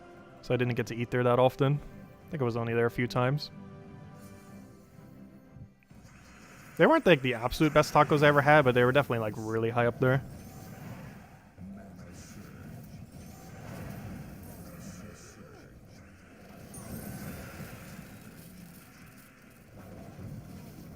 I'm actually surprised there's not a second taco chain. Like, when you think of burger chains, there's like a billion of them. But, like, aside from Taco Bell, what major taco chain is there? Any? None? Because you think of a burger chain, and it's like, oh, yeah, there's McDonald's, there's Burger King, there's Hardee's, there's Wendy's, there's a billion other ones I'm probably forgetting. Five Guys, there's I'm forgetting so many. You know, there's a billion of them. You guys know what burger chains are. But then you look at something like taco chains, and it's like Taco Bell, and that's it? Like, what's their competition from a major chain standpoint? Like, not counting like any kind of local business or anything else, but from like a super major chain, what is their other thing? I guess maybe, what's that one? Chipotle, maybe? I guess, kind of. No, I'm not normally too huge a fan of Chipotle. I think that's like the closest competition they might have, kind of. Just do Chipotle.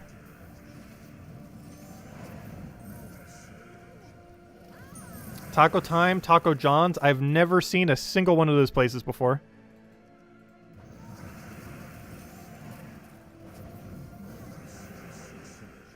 Del Taco. I've never heard of that one either.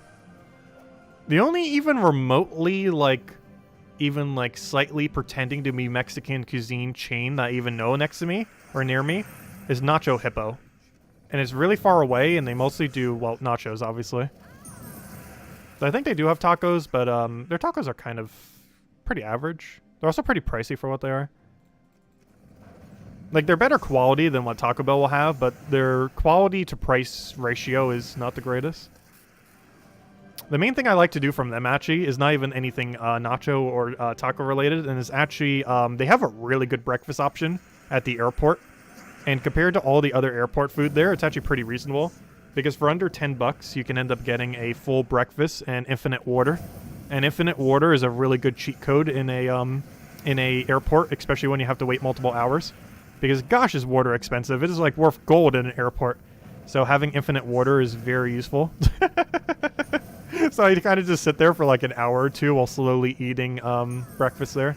I normally end up getting like smothered, because they do have one southern cuisine there. They have like a seasoned, smothered, peppered, what's it called? Biscuit with gravy. Because biscuit and gravy is a lot more of a southern thing. You go to the north, you're not going to see that as much. Or at least I know in New Jersey, you like would almost never really see that often in many places. But it's a lot more common in the south to see like smothered biscuit and gravy. And it is so good. You get it with like some eggs, some hash browns, and all that. All for under $10 with infinite water. Which is a pretty reasonable thing for an airport overall. It's not the cheapest breakfast you're ever going to get, but for an airport breakfast, it's pretty reasonable. But that's kind of been my routine now whenever I like fly. It's just kind of relaxing. They got a bunch of TVs, a billion of them. Pretty good atmosphere there. They got infinite water. Always gotta love the infinite water. Also, they have a to-go cup too, so not only do you have infinite water, but you then get to bring your last cup with you. Which is very convenient. Let's see. I'll take that over. I haven't been paying attention to the last several battles. How have we been doing? I've been on like this gigantic tangent and have not paid attention to a single battle we've done in like the last 10 minutes. Biscuits with mustard? I am not a fan of mustard. I don't think I would care for that. There's only two things I like on biscuits generally. Well, other than butter. Well, butter's kind of obvious one though. But jelly and gravy, not together. Though I guess you could try it together, but individually, obviously. Like either butter with jelly, or simply gravy, like a really nice pepper seasoned heavy white sauce gravy.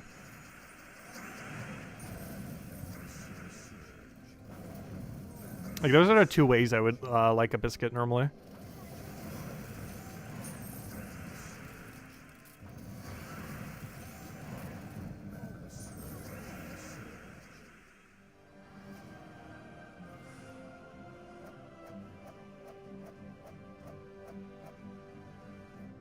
Taco Bell did win the fast food wars according to Demolition Man. So there was no more need to have more taco places. I don't know. There was for a long time no Taco Bell near me in New Jersey.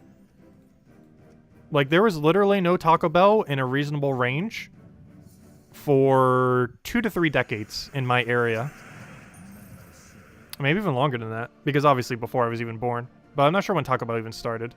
But for around 23 years, it took until a Taco Bell was in the area where I grew up in New Jersey, or primarily grew up in for most of my life. And they only just recently got a Taco Bell like a year ago. So that can't be completely true. They could have easily had competition. It's just no big chain really stood up to fill in all the gaps. I guess it was too high of a liability to make like just a taco place. I don't understand why though. Like if you can have a billion burger places every direction you look, why can't you have like a few taco places? Like there's already a billion Starbucks everywhere. What's wrong with like 2 taco chains fighting?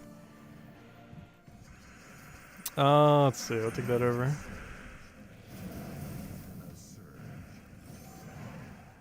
Like, there's literally so many Starbucks in an area that I don't know how the Starbucks don't drive the other Starbucks out of business. Let's see. Like, I honestly feel like one of the biggest competition for Starbucks in a given area might literally be another Starbucks.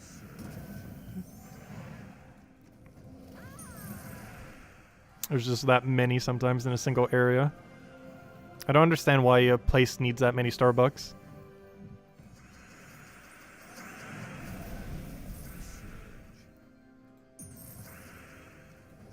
Like, will it kill a person? Like, there's literally more Starbucks in an area than gas stations sometimes. Like, will it kill a person to not have a coffee for an additional 30 seconds of driving? Let's see. I'll take that over.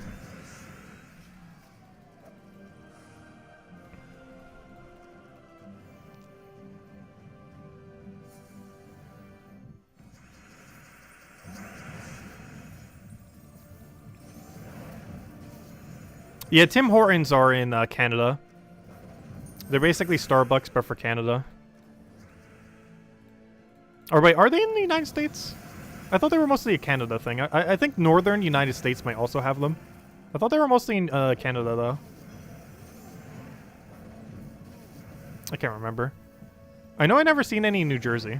Or if I did, I never paid attention to them because I don't care about coffee places. And there's already so many, like, family-owned and small business, pastry places. Like, if you're looking for donuts or something similar.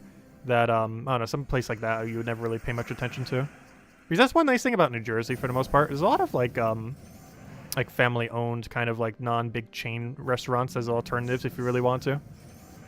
Like, I was mentioning the Mexican taco place earlier. But there's also another taco place, so I didn't care for them as much. It was, like, a medium-sized chain. Like, it's not, like, a mega chain. But it was called, like, a taco something. That was definitely, like, some amount of chain, but definitely it wasn't, like, a small family-owned thing. But it wasn't, like, a mega chain. Actually, that's a medium-sized chain I haven't been to in ages, with pretty much everything due to the pandemic. I haven't been to Bonefish in so long. It's one of my favorite, like, medium-sized chains out there. They have one really good item that I don't think they have on the menu anymore, but if you ask for it specifically, they can still make it for you, which I find kind of interesting. But it's double garlic potato with double, double crab cake that they have. with a lobster bisque. It is such a good combination. And then you have it with the bread there. It is so good. You're probably spending like 30, 40 bucks by the time you leave that place. Especially if you get a creme brulee at the end, which I generally do. It's one of the few kind of pastries where it's like, oh yeah, I know for sure I can have it due to the ingredients that are in it. And it's like, I kind of want it. Because going through the hassle of making your own creme brulee, like, it's just not worth it a lot of the time. So if a place is already doing creme brulee, it's like, yeah, sure, I'll just go for their creme brulee. I'll catch you later, Defiant. Thanks for stopping by. Yeah, we'll be calling it soon, too. I'm trying to get one more chest, though. We're currently being pretty unsuccessful at trying to get that chest. Oh, yeah, I'm not good with TV or movie references. You can name literally any TV or movie reference, and I will probably not get it. Even if it's, like, the most obvious one that pretty much everyone should know, I don't know it. There's a good chance I do not know it.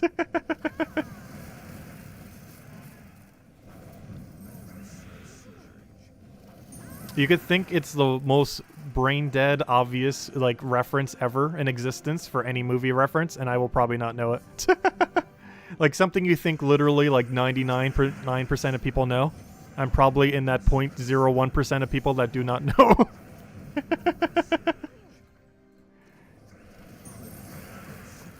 Let's see. What do we need here? I'll take that over.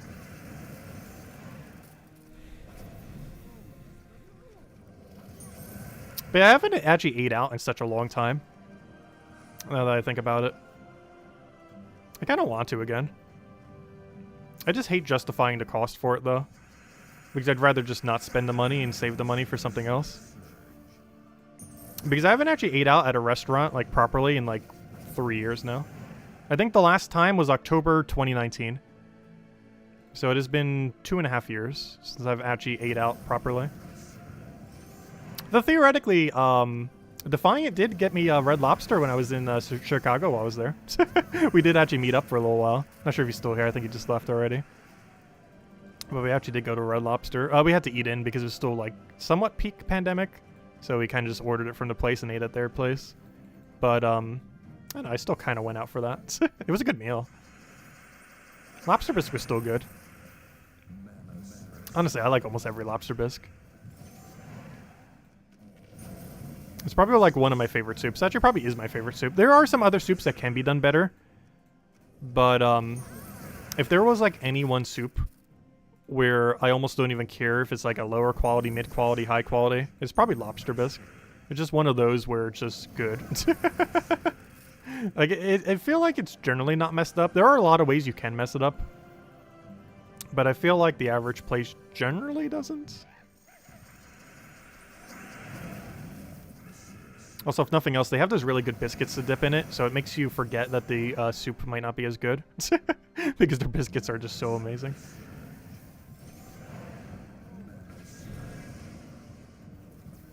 Because you generally don't even use a spoon when you get like a Red Lobster lobster bisque. You just kind of dip the... you just dip your infinite bread into the soup. Like, you can literally just make that a meal if you wanted to. I'm not sure if you can do that and go there just getting that. Though I almost feel tempted to one day. Though I don't know Red Lobster near me. I wonder if you're allowed to do that. Can you get infinite bread from Red Lobster, infinite water from Red Lobster, and literally just order one lobster bisque? Because I think you could leave paying under $10 and get a pretty okay experience. I'm not sure if they would kick you out at that point, though. There has to be some kind of Red Lobster hack in there somewhere. Most chains have some kind of hack. Like, you can buy a fruit parfait. Oh, yeah, they don't have fruit parfaits anymore, though. No, but you used to be able to buy, like, a fruit parfait from McDonald's and then use that cup to get, like, water and stuff, and they wouldn't normally mind. If you get soda and stuff, you're normally not allowed to, but you can still sneak it past them.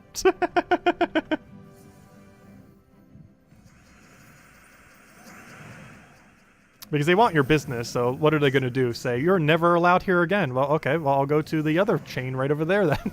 That's literally one step from your doorway. Let's see. We'll take that over. I did that a lot in college.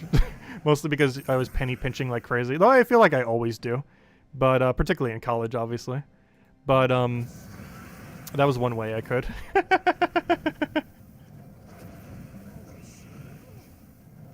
Like you buy like they made those so small too. I can't believe they completely removed the item because it's actually one of the few things I actually really liked from McDonald's, the fruit parfait. Honestly, I feel like McDonald's has really gone downhill in recent years. Their fries are still insane, but their average menu item just keeps deteriorating. Like the fruit parfait kept getting worse and worse in size, and then they just completely removed it from the menu. It's just too much of a hassle for them to deal with. Like I remember when they first came out, they were pretty competent sizes. Like it almost looked like the standard drink cup. And then by the end, it almost looked like a shot glass. Not literally, a little bit bigger than a shot glass, but you know. Like, it was getting pretty small.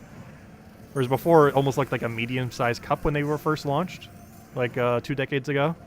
And now you can't even get them at McDonald's. Also, the other really good McDonald's menu item... Why am I talking about food so much? I must be hungry. I am actually kind of hungry. But the other thing that I really wished they would have kept is they had a really cool chicken ranch wrap. Where it was like chicken, bacon, ranch, like it was a wrap, but inside of it had chicken, ranch, bacon, and lettuce. It was by far my absolute favorite item. I believe also tomato, but I asked for no tomato, always. But it was my absolute favorite, because I don't like tomatoes. But it was my absolute favorite item from McDonald's. And they retired it like 5 years ago. And I don't know why. It was, there was one point in like high school where maybe it was more than 5 years ago then. But there was one point in high school where, like, I think on a weekly basis I would end up getting the chicken ranch wrap, whatever they called it. But it was so good. And then they got rid of it. It was by far my favorite item on McDonald's. Like that with some fries and a fruit parfait. It was so good. And now 2 of those 3 items don't exist. All that's left is the fries.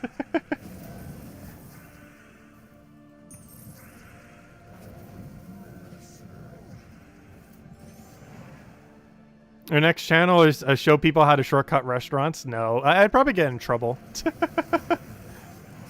Like, none of that's, like, illegal. But it's, like, things you probably shouldn't be doing. But if you can get away with it, why not?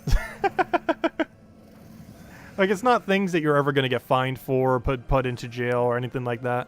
But it's things, like, that you probably, like, shouldn't really do. But are technically allowed. It's like that gray area in between.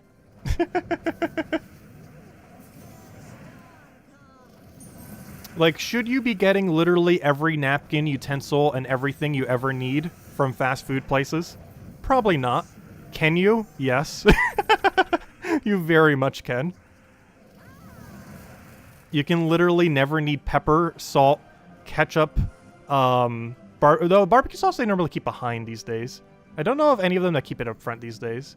But, like, hot sauce, like, there's so many things, napkins, that you would never, ever need to buy if you were just really efficient with fast food places.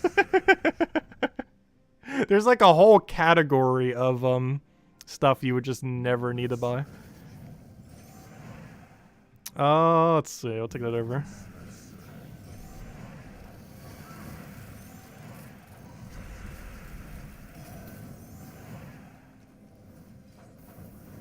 One-year community service for for McDonald's napkin theft.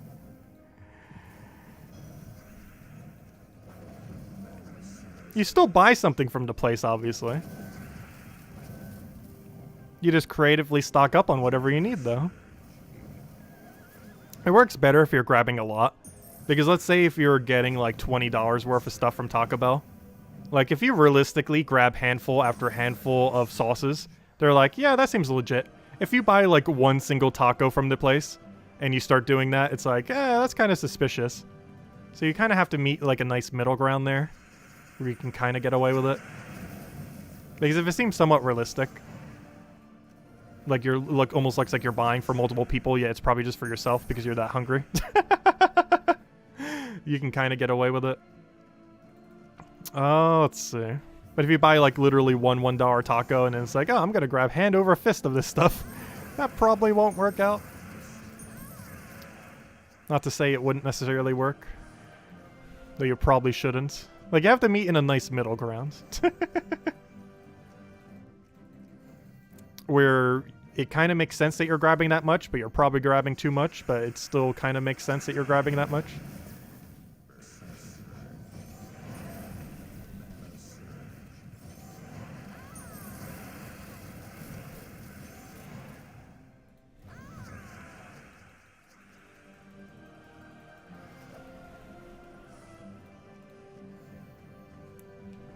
It worked really good in college and high school as well. Because the food at those kind of places just aren't that good. So to have, you know, like disposable forks and other similar things just easily that you could bring with you is very convenient.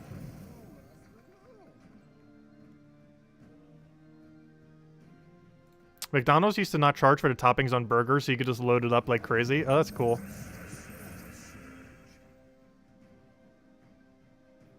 That's pretty funny.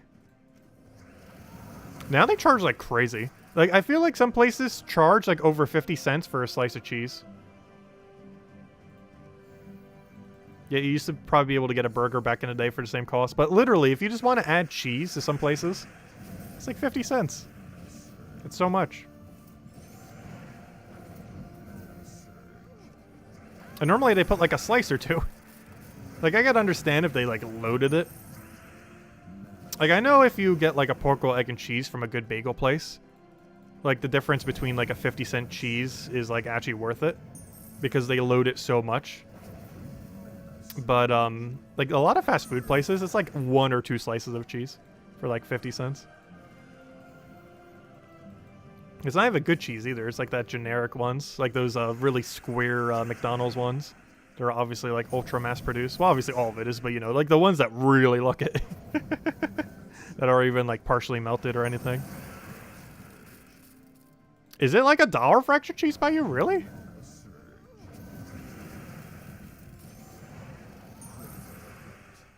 It's marginally legal. It's one of those, like, middle grounds where you take a lot of stuff from one of them. Where it's like, it's not illegal, but they could, like, literally just, like, kick you out if they wanted to, if they saw you doing it. But they couldn't, like, arrest you for doing it. Or fine you for doing it. But they could definitely kick you out. But there's also little incentive to kick you out.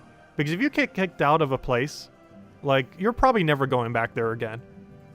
So they have a monetary incentive to, as long as you're not, like, overkilling it, to not really act on it. Because to lose one person's business for, like, forever is a lot of money. As long as you're not, like, super, like, absurd with it. It's probably fine most often than not. You just have to do it gradually. Every time you ever go to any fast food place, there's a gradual, slight overkill. Not so much, just a slight amount. And just do that every time you're ever at one. For the rest of time. And then you never run out of so many things.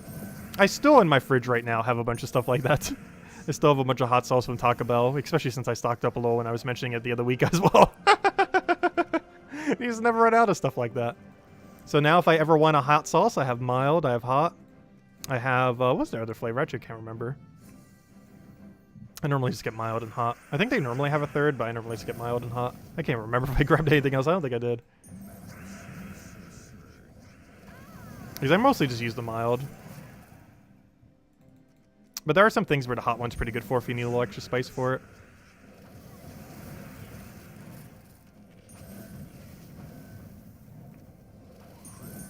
I just tend to not like things that are too overly spicy. But it really depends on what it is. Or if it needs more of a kick. If something is like super basic, you might need the hot one. But I feel like hot sauce generally takes away from the food, not adds. Because I feel like a lot of hot sauces are just too overwhelming to whatever the flavor of what you're eating already is. To the point where a mild one is like a nice in-between. Where you're still getting the flavor of the hot sauce, but you're not like overwhelming the overall flavor of the product with whatever the flavoring of the hot sauce is.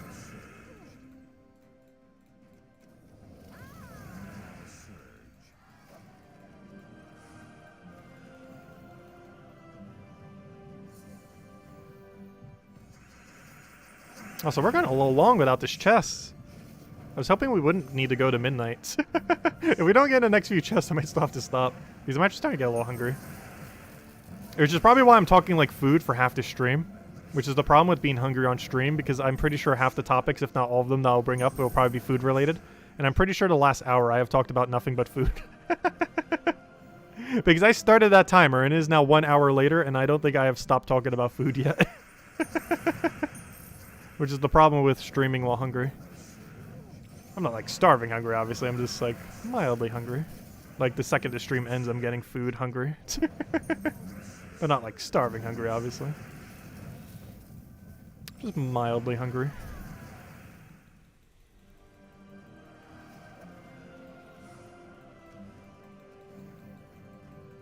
But if we don't get in the next few chests, we'll probably call it a wrap before I bring up another food topic.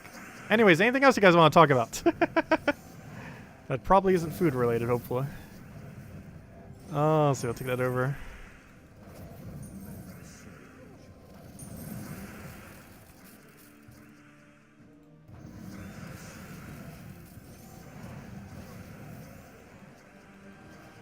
You never asked for extra cheese, but an extra patty? Do they charge the same? Interesting. Because an extra patty actually would be better value if they charge the same for extra cheese compared to patty. Because you could literally just put cheese on yourself for cheaper. But you can't like put a patty on yourself for cheaper. So if they charge the same at a given location, it actually would be more strategic if you're getting it to go. To get all of them with an extra patty. Rather than extra cheese if it's the same cost. I feel like the patty would cost more though. But if it is the same cost ratio, it is more efficient to get the patty. That is correct. Hey, we got an Anu there.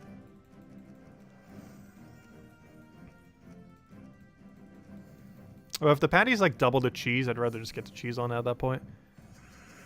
But if they're literally the same cost, it actually would be more efficient to get one extra patty than rather than getting cheese and just put your own cheese on. Plus, then you can actually properly melt it as well. Because I feel like places like McDonald's and such don't really do that anymore. Some places still do. But McDonald's is one of the few that don't. Not to mention, then you can do any cheese you want then. Whereas you always have whatever options they were stuck with. And some places do not really have that many options. Do we know what's coming in Soulforge on Monday? No, we never know in advance. It goes on a rotation through every single Mythic and every single Legends before it rotates back again. However, we never know what from the rotation that hasn't happened will specifically happen, which is why we cover the Monday videos as well, to kind of go over all of it.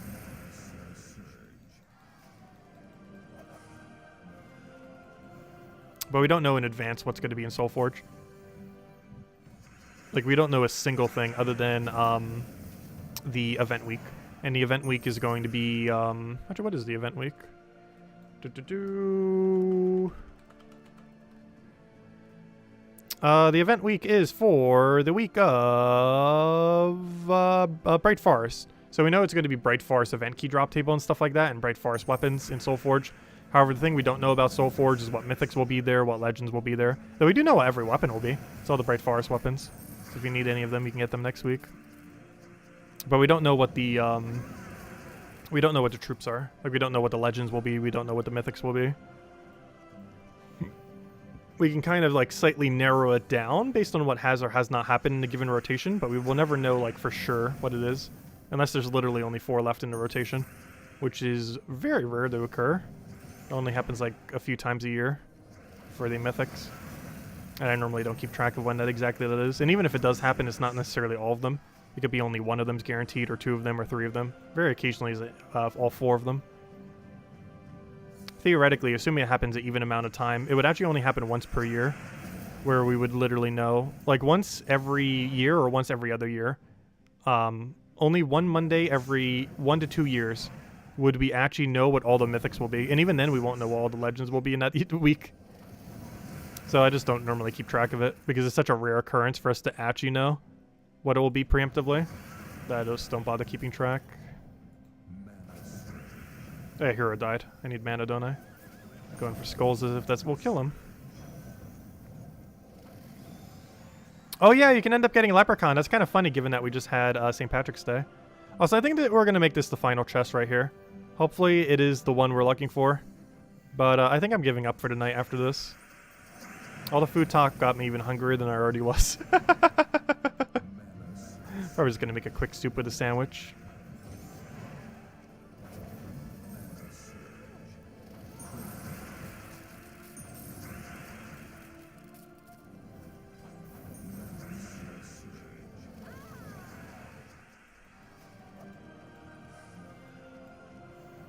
But yeah, we'll make this the final set. Hopefully we'll get a chest here. Also, thank you. We almost have 100 votes on the poll. Thank you, everyone. And definitely feel free to leave a like on the stream. Helps a lot and is greatly appreciated. But based on your feedback, it looks like 20% of people have done 0 Nomapaloozas. 48% gave up after an hour, which I'm in that category. I did literally 1 and then stopped. I wonder what the exact number is that did only 1. Let's see. 10 to 25 to 20% as well. Interesting. Both 0 and 10 to 25 are equal. And the lowest percent was 12% at 25 plus. So not too many people went heavy with it. Looks like the majority, almost half, went for basically... well, if you take 2/3, if you count 0 to 5, 2/3 of people did less than an hour worth of Palooza, basically. Or definitely less than 2 hours worth. But yeah, I stopped at literally 1. I am curious what the actual ratio would have been if I had 1 as an option, but unfortunately it doesn't have an option for multiple numbers. Because I feel like a lot of people would have done 1, then they would have saw all like the loot that they got from it, and then compared it to like the outweighing it compared to just farming for Explore 12. And then it's like, I'm just gonna go farm for the new Mimic. Because that's what happened to me. Like, I did 1 single Palooza, and then it kind of hit me like, why don't I just not? Might as well just farm for the new Mimic. That's what I did. I feel like some amount of people would have had the same response. But definitely within an hour, many people had the same response at least. Hey, we got a Curse Gnome on the final set. At least we found one. I think it's the second one we found all week, not counting Palooza, which I think we found 2 in. We've only found 2 stray ones this week. How on earth did we miss that hard? Okay, we'll take that over. Kill you out because we definitely want those curse shards. Those juicy curse shards. Can I get a skull here? I could have. Not anymore. There was a skull there. Please give me a skull already. What are you doing? There we go. Oh no, you're not burnt anymore though because so many turns went by. Fail. Oh, there we go. Let's see. Will we get a chest right here on our final chest we're about to give up on? Hey, we got 11 curse shards. Let me guess. Lobster bisque soup. Does anyone know? Is there any mass-produced soup that does lobster bisque that is not horrible? Because I've tried soup canned lobster bisque before, and they are really bad.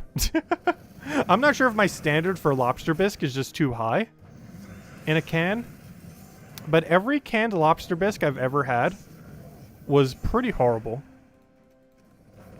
I can't think of a single brand, though I can't even think of what brands I've all tried, but I can't think of a single lobster bisque in a can that I've ever had that was good. Ever. Or even, like, passable. Like, they were all pretty bad.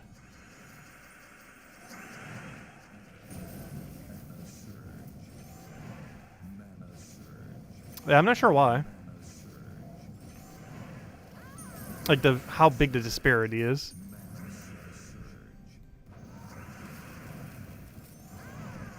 But no, I normally get, like, cream of broccoli and stuff like that. Oh! We did it! We did it! I didn't even need to end it on not a chest because we got a chest. Look at that. We did it. Now let's go get a 5-times chest and just randomly get the Mimic as everyone already left. Everyone thinks we're done. No. Well, technically we are. But, wouldn't that be funny? If at one of the lowest viewer counts we have, like, all week. Because the stream was pretty much over at this point as soon as we cleared this out. If we just randomly get the Horde Mimic. Joke's on everyone who left. Let's see. No, joke's on us. This is going to be a useless 2 times with like 2 guard in it. Yep. Let's see. Oh, okay. At least we got a nice middle range of uselessness. But hey, at least we set out to do our goal. I did not end early. We actually did it exactly on time. The game knew it was our final chest, though it didn't give us an Anu like it should have. But there we go. That is now officially 30 normal 2-times chests with 2 5-times chests, meaning we're technically 1/3 the way there now. Though we're not any closer than we already were due to how probability works. Though theoretically, we're 1/3 through the odds, so let's hope we can get there. But yes, we have found 20 2-times chests, or sorry, 30 2-times chests, and 2 5-times chests, which means in total we found 32 2-times chests if you look at it that way, because I don't count the 2 times when we get a 5 times. So theoretically, we got 32 of them, in a sense. But now we officially have 30 of them, since we have 30 of them that were never morphed into a 5 times. But there we go. All right, we'll end it there. That's exactly where I wanted to end it, so perfect timing. pretty convenient. Anyways, guys, we'll be back tomorrow night, same time as always, 3 hours prior to now tomorrow at 8 p.m. Eastern Standard Time. We will be continuing this grind and going from there. Probably no midday stream tomorrow. I do want to try to get a video up if I can, though. But probably no midday stream. And then we'll just do our normal stream at tomorrow night and just grind out Gems of War. That's pretty much the game plan. Anyways, guys, enjoy your weekends. Best of luck. You still have one whole day to go finish out the campaign as well as finish out the Vault event, whatever grind you want to do. And we'll be doing that tomorrow night, particularly the Vault event part, obviously, with Explore 12 to try to get these gnomes. Enjoy your weekend. Stay safe out there. And I'll catch you guys soon. Thank you, everyone, for stopping by as always. Greatly appreciated. Sorry that I talked about food for probably half the time. Probably made all of you hungry. Go get some food. Catch you later.